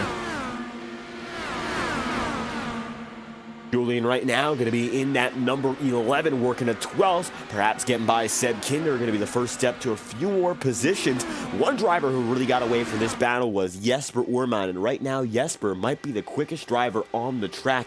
That's how high he was, so it looks like now Orman might be able to catch up to the likes of Miranda, Tucker, O'Sullivan, and Craig Forsyth. Yeah. At this rate, number 78 machine rolling quick. But Yeah. maybe he's going to have a rival in our Indy winner who got it done in his last oval start. Yeah, the only car that's faster than him in this group from the top 8 up is actually Weber, who just passed him. Orman has been, his pace over the last 5 laps has been a 24.2, 296, Weber compared to Weber's 24.287. So those two cars have been the fastest in the lead 8. But everyone else ahead of them have been 0.2 slower. So they're running them down. Perhaps a chance for both drivers, with Weber and Orman, to make it up there with the leaders. Craig Forsyth and Pedro Blabel going to face a little more pressure as Pedro gets up to Craig Forsyth here. It's the fight for 5th. Forsyth has it. Pedro wants it, and we'll see what he can do to take it here as 28 laps in. The high side going to be held by Craig using that middle top groove. It's a multi-groove track, and if you see even up to the leaders here, Bruno Miranda decides to go a little bit higher there than Mark Murphy, and that might be the key to his success in getting the race lead. Bruno might be doing a little fuel conservation as well. We didn't see him do much fuel conservation in that first race other than getting some timely cautions. He's right there in that draft. So what the fuel mileage right now is the worst fuel mileage is probably Murph. He's punching the hole in the air. Everyone else is just kind of following through it. Just a few laps away from what's going to be the first caution, or rather pit cycle, which is going to bring everyone slow regardless of caution. Murphy, Miranda, Tucker, and company right now going to have to pit very soon. Jesper Orman might have the overall advantage, though, because he's on a 24-lap stint now, so he'll have a little bit more time. Maybe he'll go down to pit road at the lap 50 marker, maybe, relative to everyone else, and he'll be able to get the lead and perhaps stretch it by the time everyone's down and in. A 40 lap, that's our estimate for the first pit cycle, so maybe a 2-stop strategy from here on out, most likely, especially for the drivers who have gone into pit road at least once so far. Yeah, those that on a kind of that separate strategy, they all pitted on lap 7 last, was Jesper Christensen and Bill Colley.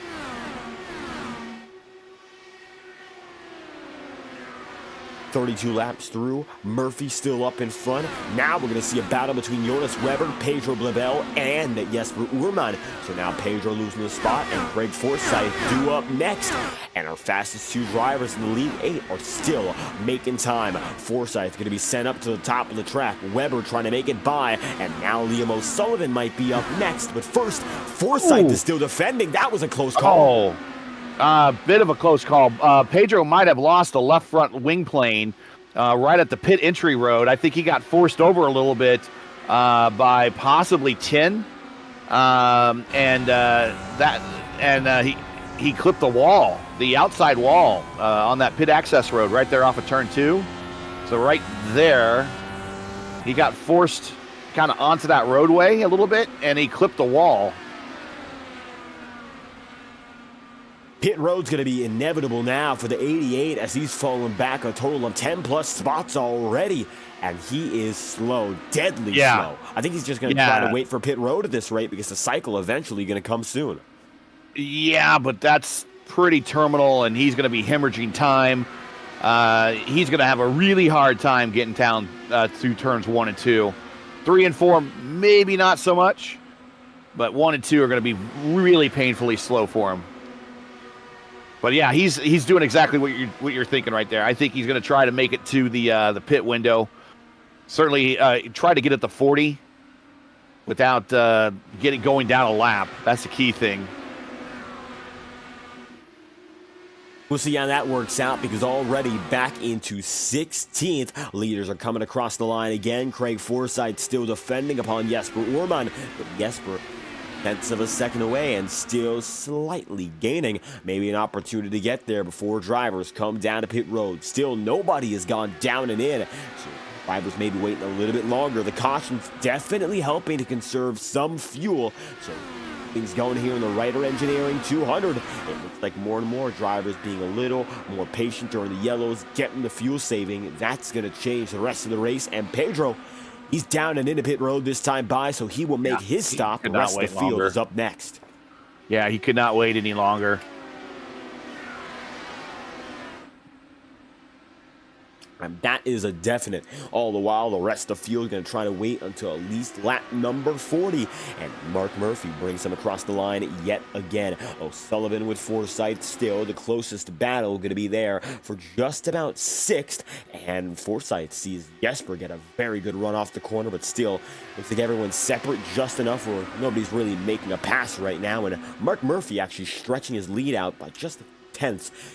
Each and every lap, very minor gains, but it's enough to stay in the lead, and that's the big deal right now for the 69 crew. You see the top 9 right there in the same picture. Top 10, actually, right there, all in the same picture. So throw a blanket over them, not much separating them.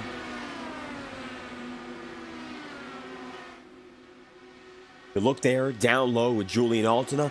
Final driver really in the picture, however, not with the leading pack. And now they're even tighter once again. It's this 4-car bundle from O'Sullivan down to Tina Van de Velde. And it looks like now Greg Forsythe nearly up into the wall. There is Jesper Orman down to the low side. And maybe now Jesper with a chance to pass. Going to once again slot back in, but he got there side by side. So who's to say he can't once more? All right, so the 2-stop window is open.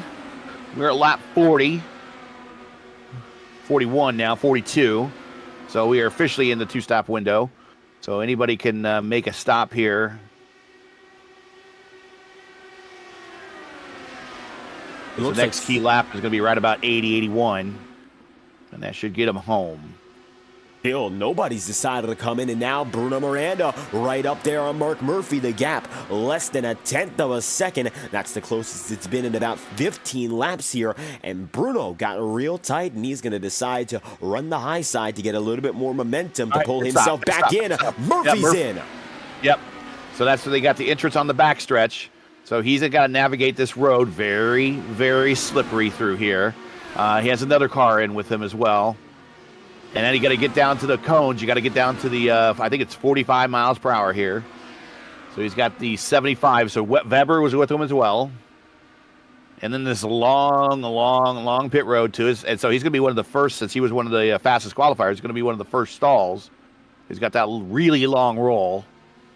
So he gets to his spot.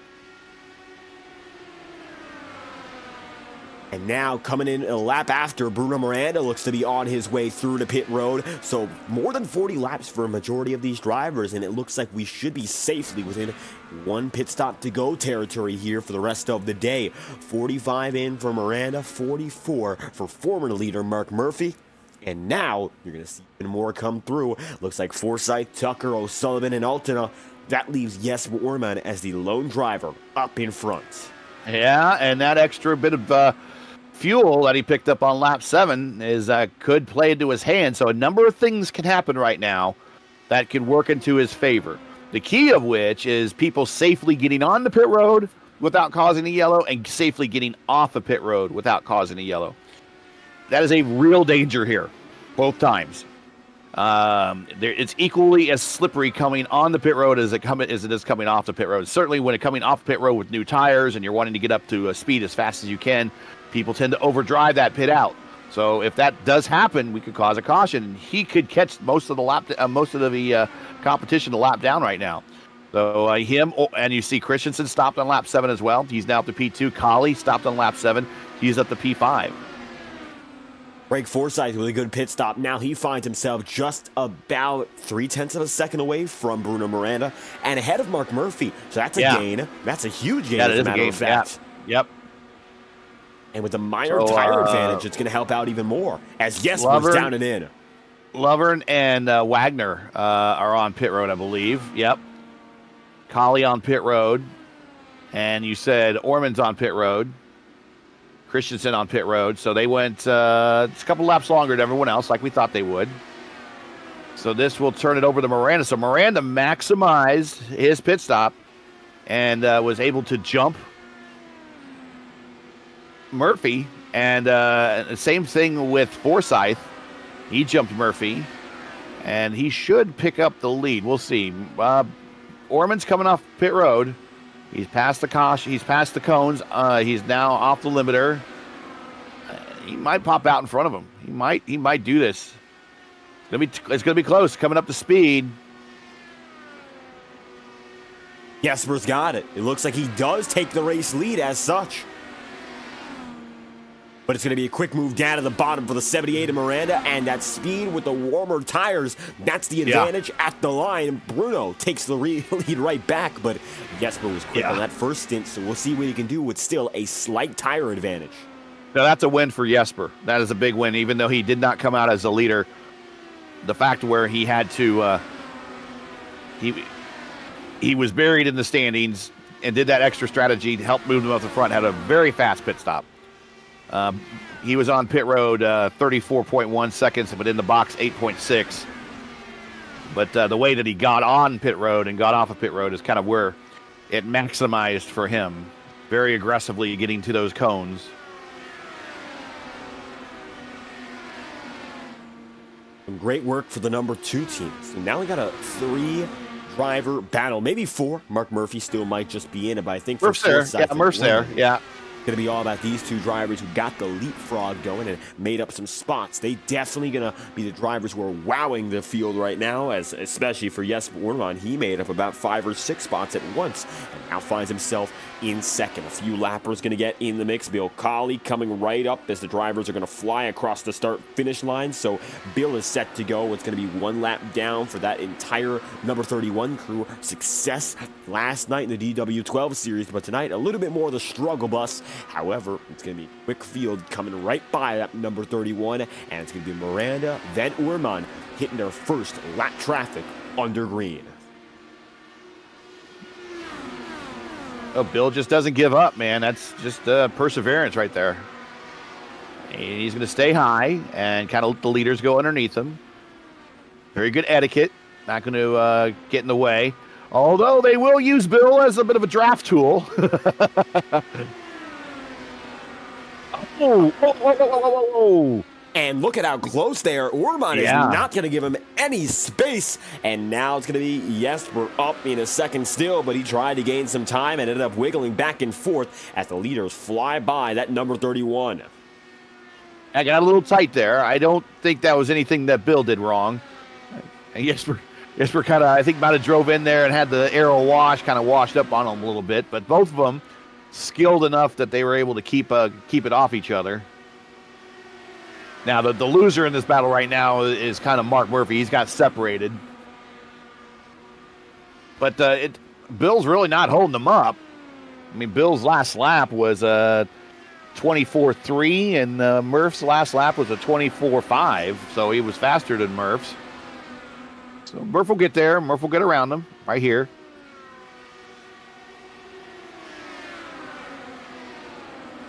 Coming across the stripe, going to go right down to the bottom there on Bill Colley, and it's a move low. That's going to be quick and easy. Just like that, as you mentioned, Mark Murphy up into 4th with no lapper ahead of him, and now you see Jesper Orman starting to make that distance back up to Bruno Miranda, and we might see the battle for the lead really coming on its own now.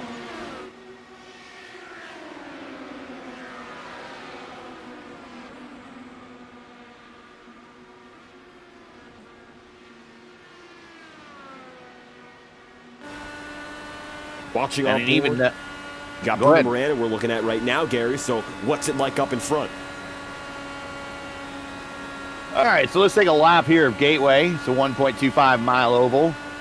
Crossing the start-finish line. It's going to start high in turn 1. Drop a gear. Drop 2 gears.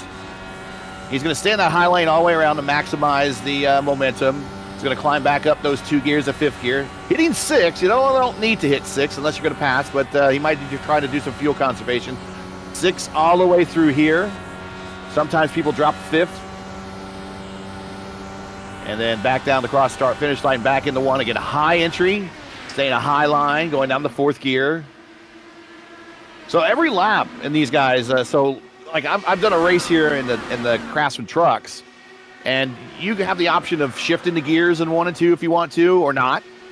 Here in IndyCars, and I'm not quite sure what it is like on the other like Xfinity or the Next Gen car, but here in IndyCars, you're changing multiple gears every time a lap here, so you are very busy in the car. That's on top of managing your tools, your roll bar, your front roll bar, your back roll bar, your weight jacker, and there goes Craig Forsythe to the front. Got another car. There comes Murph. So not sure. Maybe Bruno is backing off to try to save some fuel. Like I said, he was hitting 6th when he didn't need to.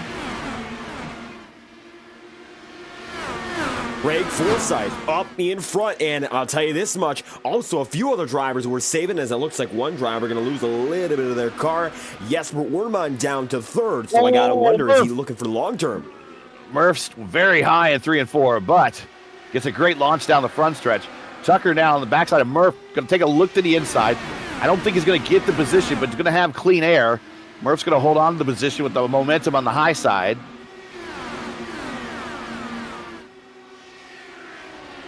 Now Joshua Tucker's back there. Tucker going down to the inside. He's having a much better race so far than his previous effort. And right now that number 63, Liam O'Sullivan, watching on as Murphy fights with Tucker. That's the battle for 4th. And it looks like now Joshua in a good place to maybe take that spot away and get right behind the podium sitters here. 64 laps in. We're past the halfway marker and we have 57 laps left. So we're in upcoming sprint territory here for the rest of the race.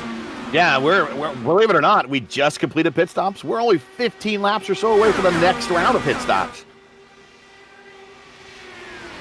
Goes to show how fast these laps are when everything's almost up in the wall.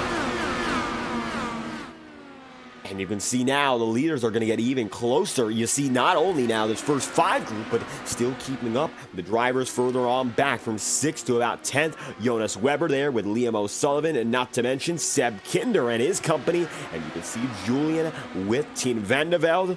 It's a very, very close campaign of drivers here. We're keeping it very tight from top to bottom. And if you're in the lead lap, there's a very good chance you're still fighting for the win, all things considered. And Craig Forsythe is the man who leads the train up in front. Now it's going to be Joshua Tucker up there.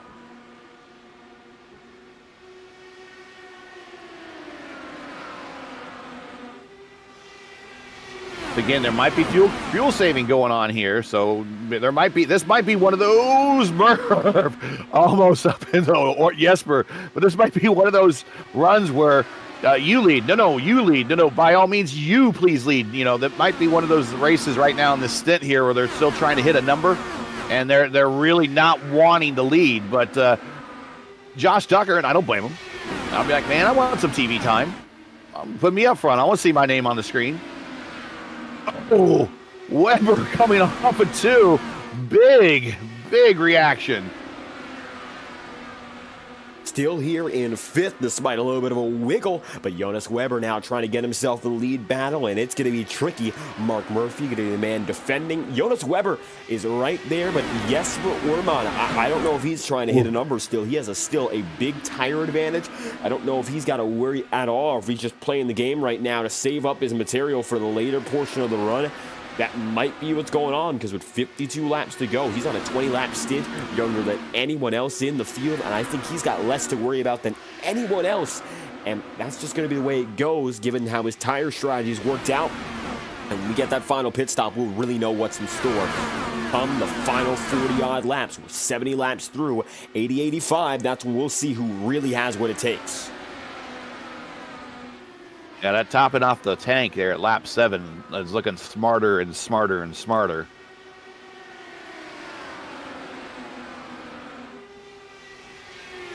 And you know, another reason why I say that is I would have done the exact same thing.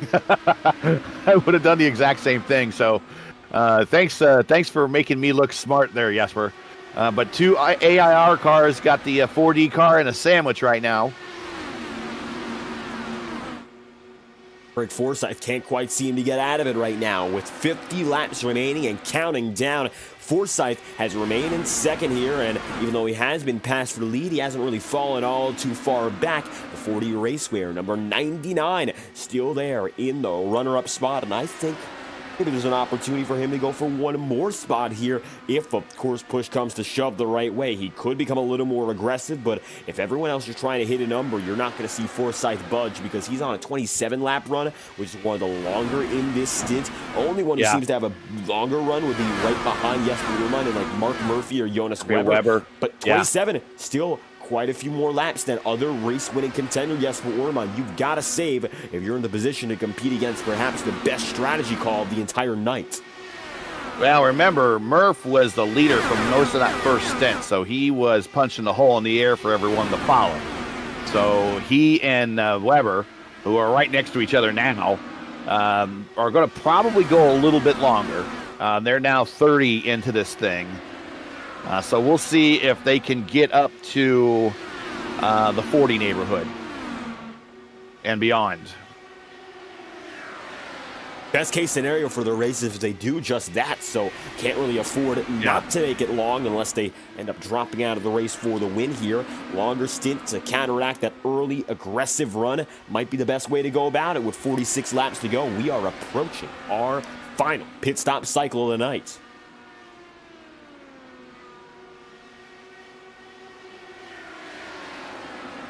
Julian making a move on Seb. Seb on the high side, going to protect that position. Also helps that Seb has the draft of Bruno. Bruno's fallen back to 7th. Again, makes me think, again, hitting a number. And it looks like Mark Murphy going to do a little bit of a drop back as he finds himself in 4th right there with Jonas Weber.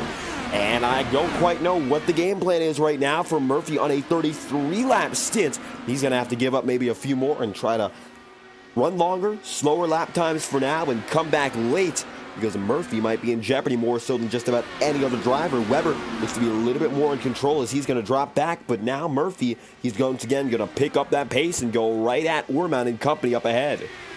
Well, remember what they said in the sprint race, the very first race we had, the first race of the doubleheader. 40 with no caution required about a lap or so to conserve for fuel.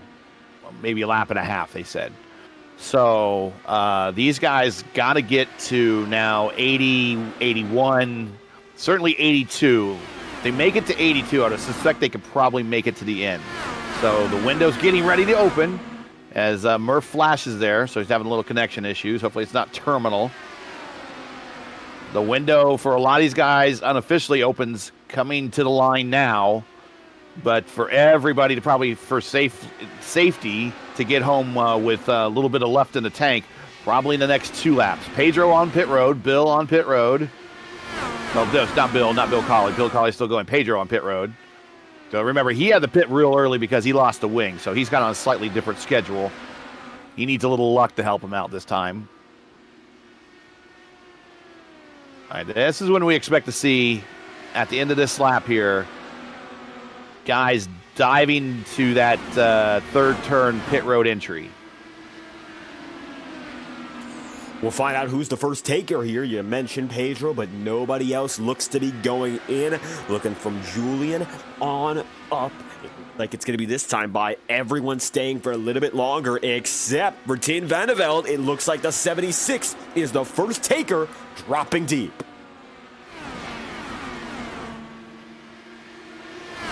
He's definitely to the point where I think he should be able to make it from here. Problem is he's going to be a longer fill than everyone else. So Forsyth, Jesper, Murph, Weber, Sullivan, Miranda, Kinder, Julian, bypass. I think Wagner's still going. Tin's coming out of the pit road. No, he's still on pit road. Maybe he got a speeding penalty. No, it just took him forever to get to his stall. Anyways, yeah. 8.7 in the box, so that's a normal stop for him. And just about as quick as Joshua Tucker's last pit stop, so not a bad stop in the slightest here. And now we're going to ride on board with Tucker at the line, 6th gear full on, so maybe saving a little bit more fuel, coming down to 5th, not dropping down to 4th through 1 and 2. Oh, not doing the 4th, no. Those very small things that add up here as Matthias Strauss is the next man in. Leaders are still out there up in front. So that's Gary Lovern up in front of Tuck here. Tuck's going to want to... he's right in the draft window, so he actually is getting some benefits of Gary punching a hole in the air. Now, the benefit is he's going to get slightly better fuel mileage.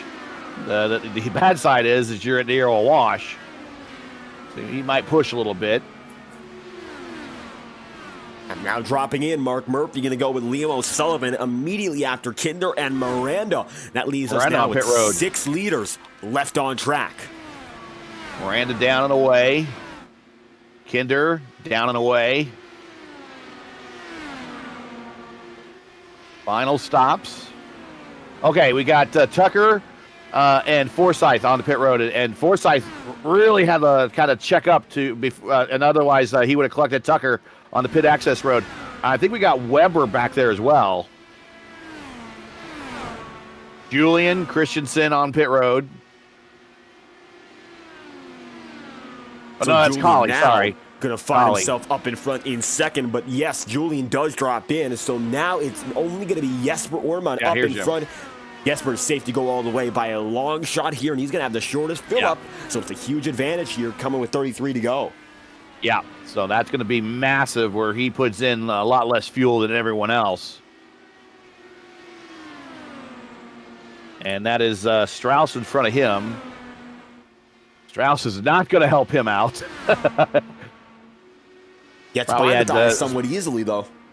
Yeah, probably. Well, Strauss should have better pace than him on newer tires and everything, but he probably heard from a team radio, don't let him really get any extra mileage off you, and just kind of lifts and let him by.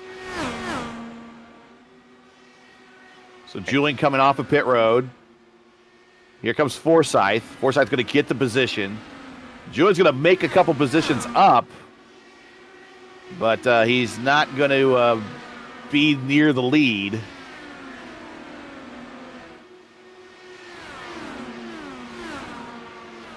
Overall, still a solid run out of pit road there for Julian. Finished fourth in the last race, and now up there. Look at that.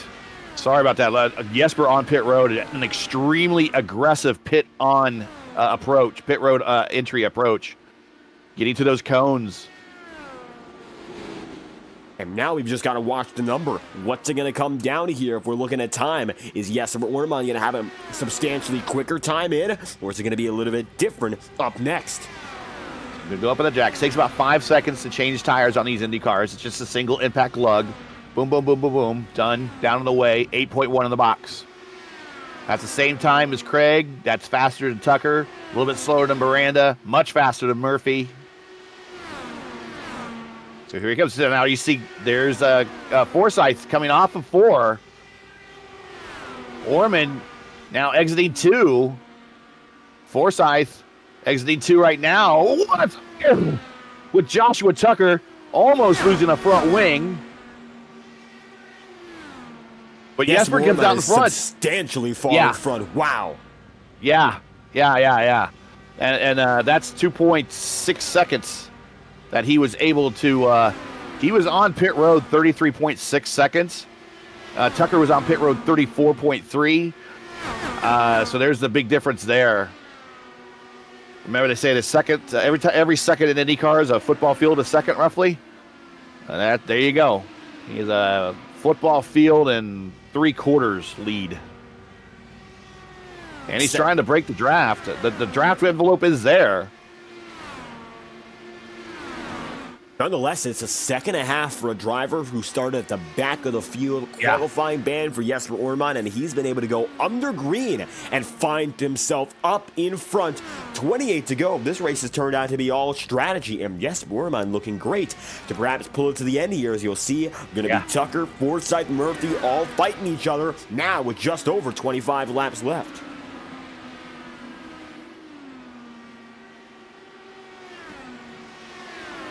Now we've kind of seen a story of 2 different races. We've seen who's good in the sprint. That's obviously Bruno. And who's good in a little bit more of a marathon. That's Jesper. Evidently, Jesper Urban figuring out how to be the best on this marathon-style event, although maybe he actually got through just because of starting in the back of the field. He had to think differently, and maybe he wouldn't have had that same mindset if he started in like 6th or 7th relative to starting all the way in the back. He had nothing to lose, and he's gained everything so far tonight, so I think in one way or another, starting in the back might have been the biggest advantage he had because had to think outside the box, and now he's here up in front. Of course, it's now a 7/10 of a second lead, so it's not all said and done. Yeah, Tuck shut him down. He pulled the lead. Now it's just going to be a question of whether or not he can defend it. And last time by, Jesper 183.1 miles per hour. Tucker 184.6. He's even closer now. Next time down the front stretch, he'll be there. So it's on once again for the race lead, and it looked like, yes, Orman got a very safe advantage out, but it looks like slowly but surely that lead is dissipating. Coming through this time by, 24 laps to go to become only 23, and you can see Orman there. He's now going to see one driver who is inside. That's Joshua Tucker, and looking for racing redemption, Joshua takes the race lead. And 2 teammates up front. Here comes Forsythe to the inside. Murph going to make it 3 wide of the line. This is going to be tight in 1 and 2. Well, Murphy's going to back off, and Orman, he's going to have to as well. Oh, there might have been a little contact with the entry or the exit there too. Bruno's just going to make it work on the top side. I just said a minute ago that now we know that Jesper's a little bit of a marathon. Not sure why he's giving up so much speed at the moment. Well, maybe he might have damage. I don't know. It might be a question of having a little bit more in the tank and waiting again, but you're right. That's a lot of time to give up so quickly. So Tucker and Forsythe are now in a very safe spot coming to 20 to go. Shouldn't have any more in the tank than everyone else. Everyone should roughly around him have about the same amount in the tank. And again, the amount in the tank is the amount to get to the checkered flag. That's it. So you don't need to fill it up on that last spot. So stop. And so I imagine everyone else is at a similar level in their car, give or take. So I'm not sure why he's hemorrhaging that, but even 183.1 last time by. He might be damaged. This time by, Jesper 184 flat, so a little bit faster, but he's in the draft of the car in front of him. But maybe some problems we can't see because he has everything when it comes to cosmetics. There could be something inside of there.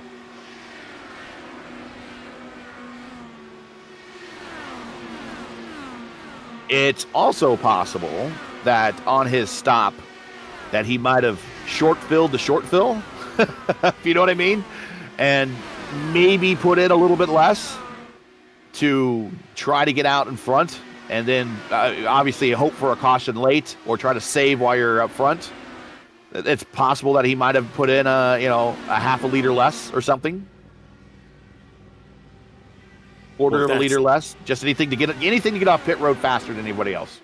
That's the case. It's unfortunate given how well he ran strategy all night long for that to cost him in the final moments of the night. We're coming up on a lap machine. That's going to be Pedro Blabel here with 17 to go, coming to 16 remaining. Joshua Tucker, you see the 88 burn it down up on top. You can see the smarts flying by.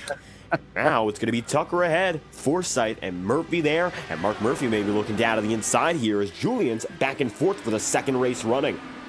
Yeah, Julian up 9 spots. Craig up 9 spots. Jesper even falling back to 6. He's up 12 spots.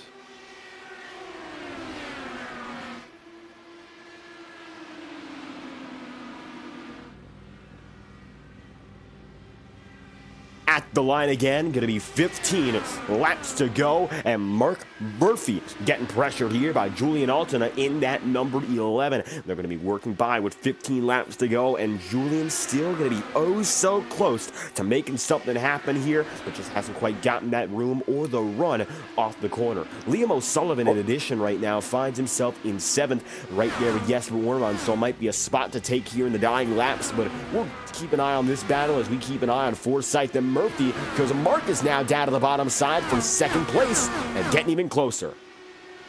What Julian's liking here is what he sees in the rearview mirror, because this is what he needs. He needs to finish ahead of Bruno in order to try to catch him in the point standings. Now, he'll catch him a little bit if he just finishes one spot ahead, but he'll want to try to get a couple more spots. Kind of pad that point advantage that he might have of finishing ahead of Bruno.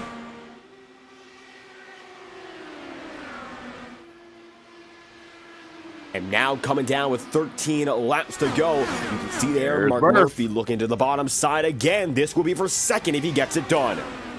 I don't think the low side's working, especially with tires at this point. So there you see, yeah, high side definitely. Oh, Julian tried to follow him through. It almost got pinched into the wall.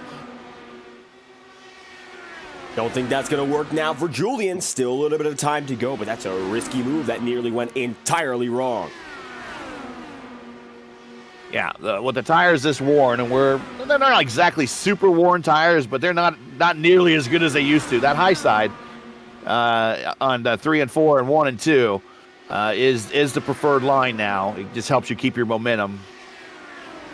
You bog the car down too much on the low side in 1 and 2 to really make the pass. Might even have to go as low as third gear to keep the revs high enough to get a good run out of 2. 10 laps remaining. Julian, Murphy, and Forsythe are still fighting. And honestly, Joshua Tucker's not gotten far away. He's about a quarter of a second away out. It looks like he's been able to hold his lead well, but that could change here because Forsythe has kept that number 77 very honest. Forsythe, who's looking for another podium run here, he might be able to go a few spots higher and take it up to the top. It's still not a guarantee as we come down to the single digits, and Tucker still is defending here, Gary. With so little time left, do you think that Forsythe can do anything here?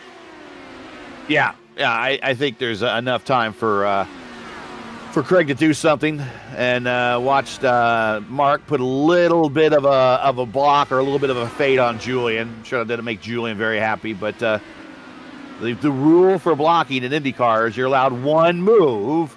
And then if you make any more moves based upon who you're defending against, you make reaction moves to their move, that's blocking.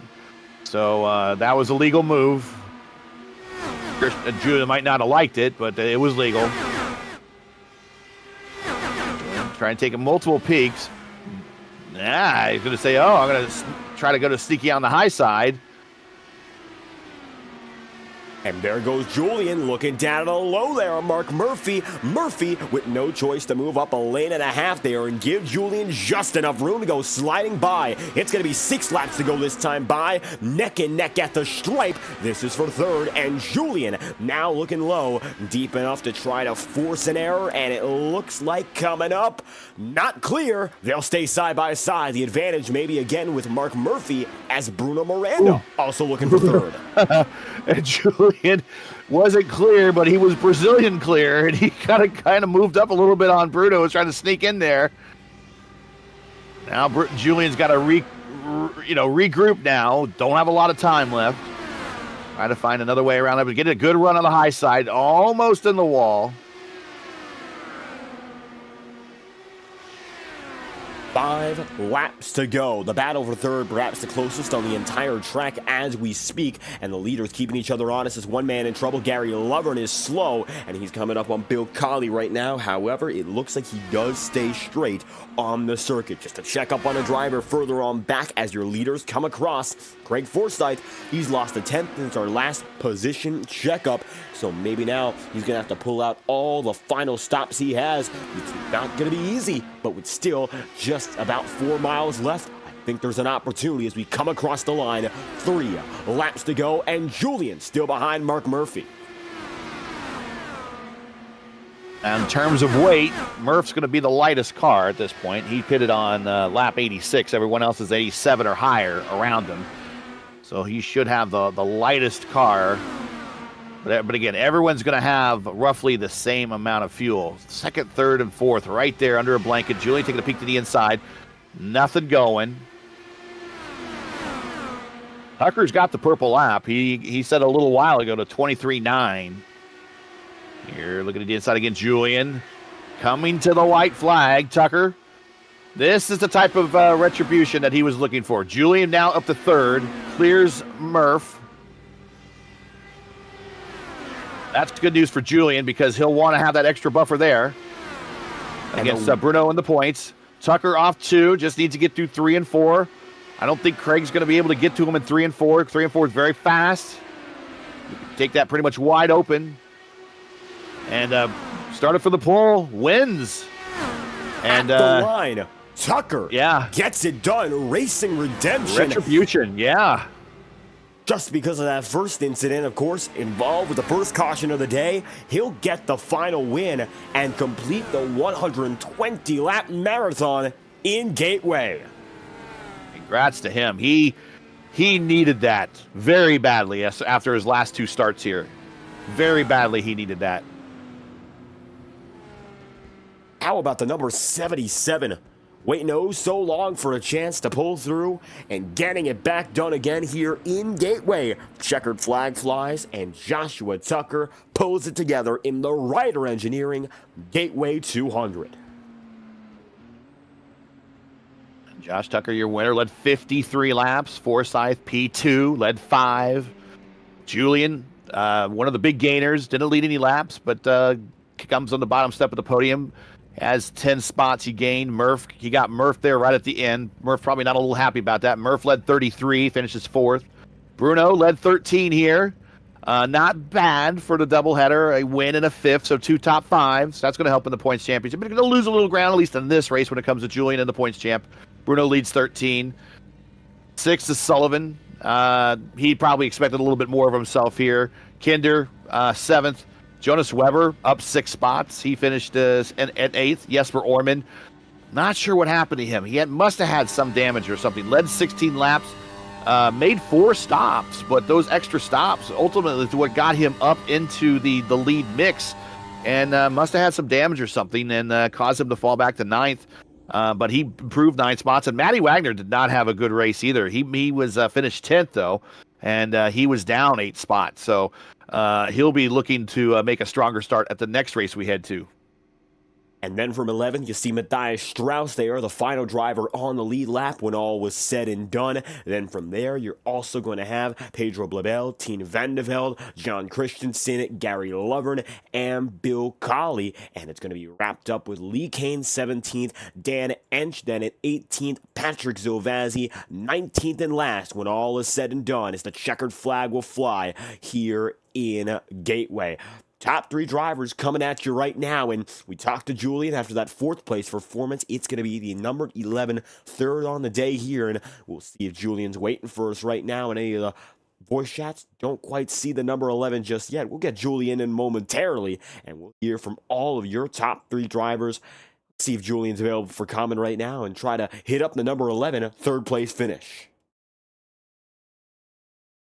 Do not see him yet.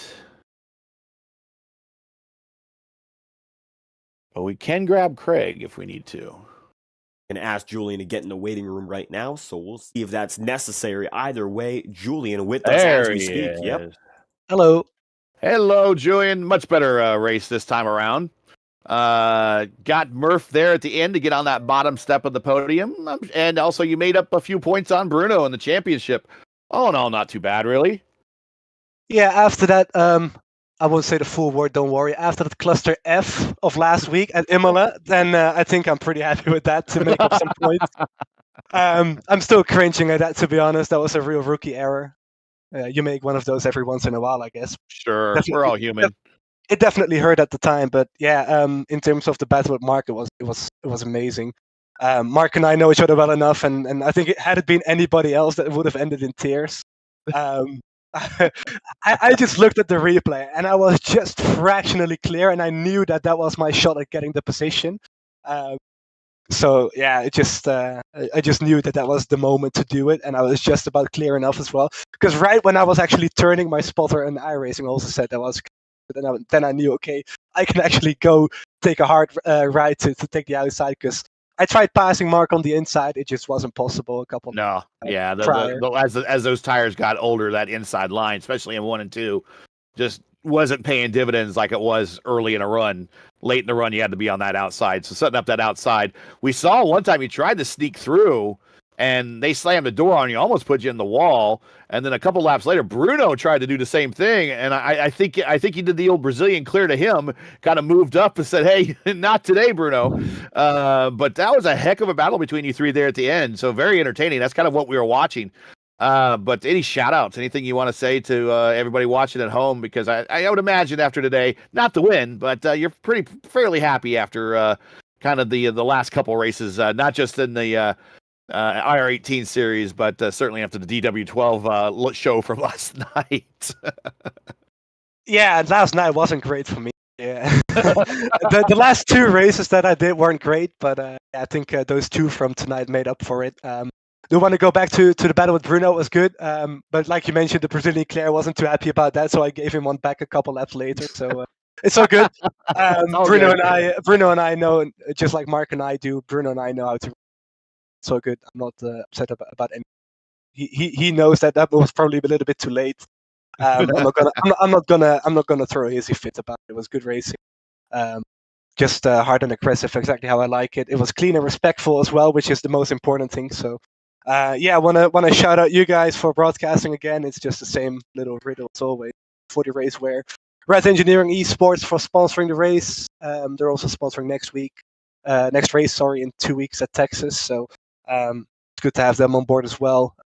And as always, as well, the team did a good job. Thanks to Dan for especially helping me out with the fuel at the end there, because I still use auto fuel sometimes, and it kind of grabs me in the rear, so to speak, sometimes. So it was good to avoid that and have a teammate do the strategy for me for a change. So that was really nice and great to have. And just everybody that put on a great race today. I think we only had 1 or 2 cautions, so a really good race, really clean race. Definitely 100 times better than Phoenix went for a doubleheader. I am not 100% sure yet if I'm going to bring these back at all next season. If I do, it will be just one. But I will really have to wait and see how everybody likes it. Just going to give everybody a week or so to think about it and then run a vote or just ask people around for next season. I think personally it has potential, but it was a bit too chaotic, so that's why I wouldn't necessarily return it for more races like Formula One keeps doing for no reason at all. Like I say, it was fun. It was great to have a clean race again for once in a long time. I mean, going back to what I was saying earlier as well, and this really extends to the entire field. Like, even though you have a couple guys that aren't as experienced, they all know how to race clean and stuff, and that's why I didn't have a long driver's briefing too. Like, these guys know how to do it by now, and the show today, so hopefully we can keep it up. Well, congratulations on the bottom step of the podium, and we will obviously see you next week as the championship continues at Texas. Don't bring it so negatively. The bottom step of the podium. It is just a podium. That sounds better. The bottom step is being no step at all. Well, I mean, being second is being the first loser. Being third is the second, right? That's just a matter of your opinion, no. All right. I'll see you next race, guys. Yeah. I do not see. There's Craig. We'll bring Craig in here. Hey, Craig, got you in here in the booth. You're in, David. Repeat it again. Put it right back on the podium. Another podium finish. Maximize as much as you can without getting 2 wins in a row, the points day. So congratulations. Did you have anything for Josh there at the end, or was he just that much faster than you? No, he was just that much faster. Once he got ahead, I think there were about 10 or 15 laps in. I started to think that my tires might be a little bit better, and then he just started. Every time I started to get close, he just pulled away. So I didn't have anything for him. Any fuel concerns at all? Getting past that first fuel stop and then hitting the next number after that? I would imagine there probably wasn't much fuel concerns. Just making sure everyone got the lap 80 and that last stop. Were you okay on fuel? Yeah. No, I think everyone in that whole front group they may have been like, lap 82 or lap 83 or lap 80, but they knew that whatever number they were going in for, that was when they were going to go map 1. I went a little bit more conservative, a little bit longer, and I ended up with like 5 extra liters of fuel. So basically a gallon too much, but I wasn't willing to risk it. So I wanted to make sure that when I turned it up, we were going to have the fuel to get to the end. Well, there you go. Next week we're going to Texas. We know you race well there. You're looking forward to Texas, and then of course we got a couple weeks from now the big wild card at Daytona.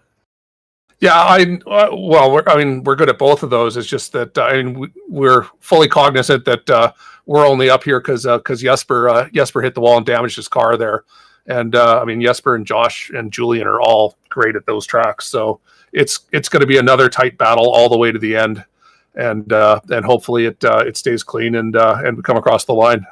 It'd be nice to get another win, that's for sure. There you go. Shout out to anyone who want to say hi to. Go right ahead.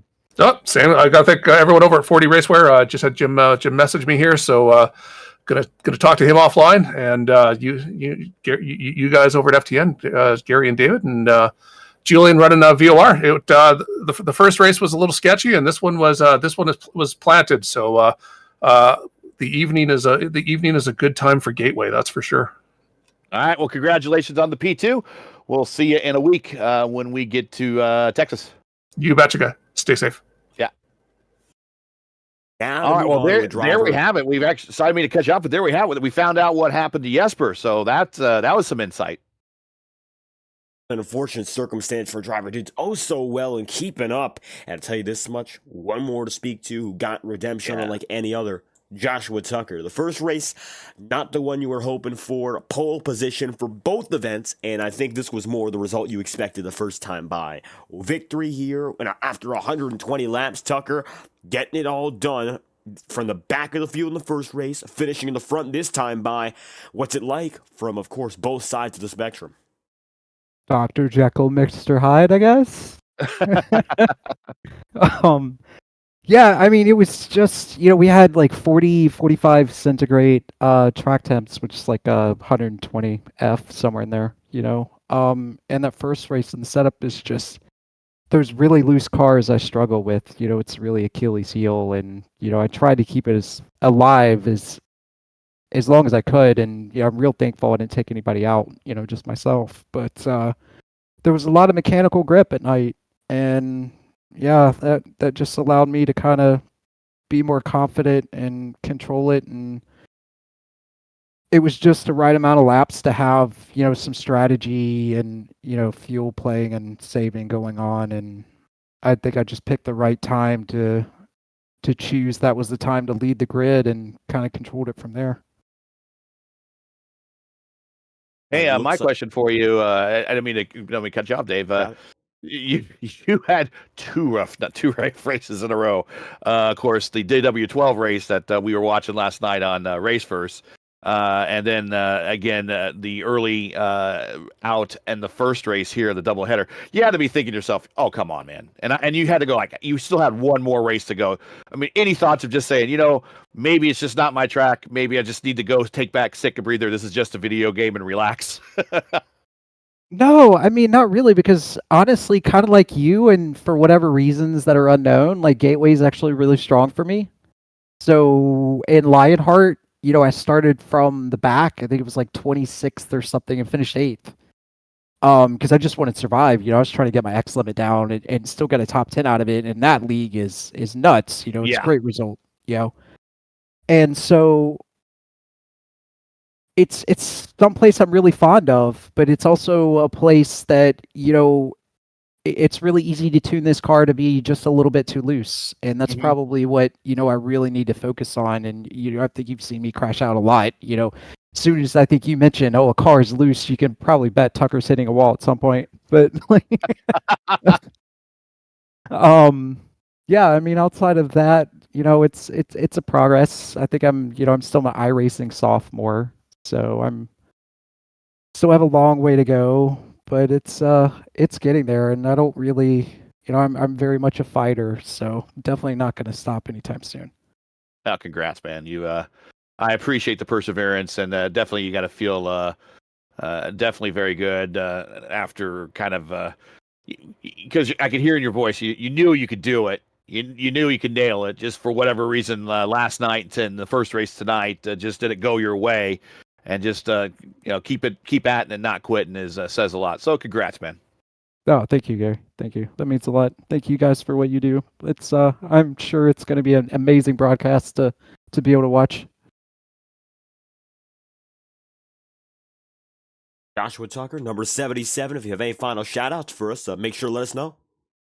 Yeah, just thanks to my mentor, yes for Orman and Seb Alexander, the guys at IAR and Reiter Engineering as well for sponsoring the race, and my wife that lets me do this crazy mess. That's the important one right there. Let's just be fair. Exactly. Let's Absolutely. just be fair. Yeah.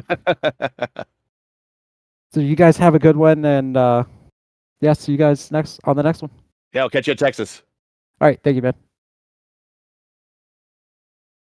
Joshua Tucker on the way. We've spoken to our top three to wrap up two great races in one event. Now, I'll tell you this much, Gary, final doubleheader of the campaign. So wrap up this part of the tour. What are our big takeaways here as we move on to, of course, what's next on the schedule? We're looking on after Gateway. Immediately after, we're going to be looking to, of course, Texas. Going to be 800 kilometers. Yeah, I might have said next week. Actually, they got 2 weeks. They got the 27th, the next race. So those that had some wounds for this race got a little extra time to lick those and feel better.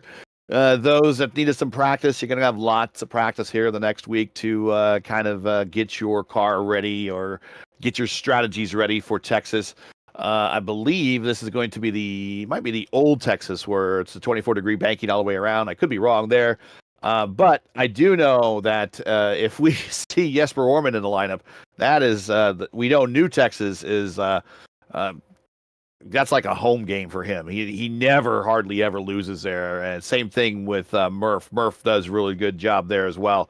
I expect some of the same names to see up to the front. But now we're getting to the point of the schedule where we start thinking now we're going to start crowning a champion, and we got to get past Daytona. That Daytona is that last gotcha race, and then getting us. It really comes down to these last two races at Suzuka and California, and Bruno needing to put himself in a position where he just needs to get solid finishes.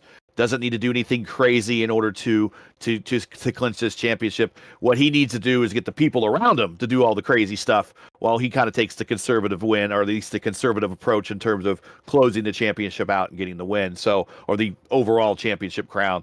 So, everyone next week, I think we're going to see kind of more of the same we saw here. Then we're going to see the wild card. And the big races, I think that we really need to circle on the calendar are Suzuka and California to close it out, because that's going to give one more shot for those that run really good on road courses. Give them one more shot, and then no holds barred. Everything's legal, so to speak, in the last race. And just a few weeks away from that overall finale, we'll be taking a break until we move on to Texas. However, we hope you enjoyed tonight's presentation of the Gateway doubleheader here in the IR-18 series. We'll be back on FTN in a few hours at Legacy, Texas for 100 laps of stock car racing, and we'll return in 2 Saturdays' time with the IR-18 series. Once again, I've been David Kreutz, joined alongside Gary Godso for tonight's racing, and we hope you enjoyed tonight's coverage of the Reiter Engineering Gateway 200, and we hope you have a fantastic night.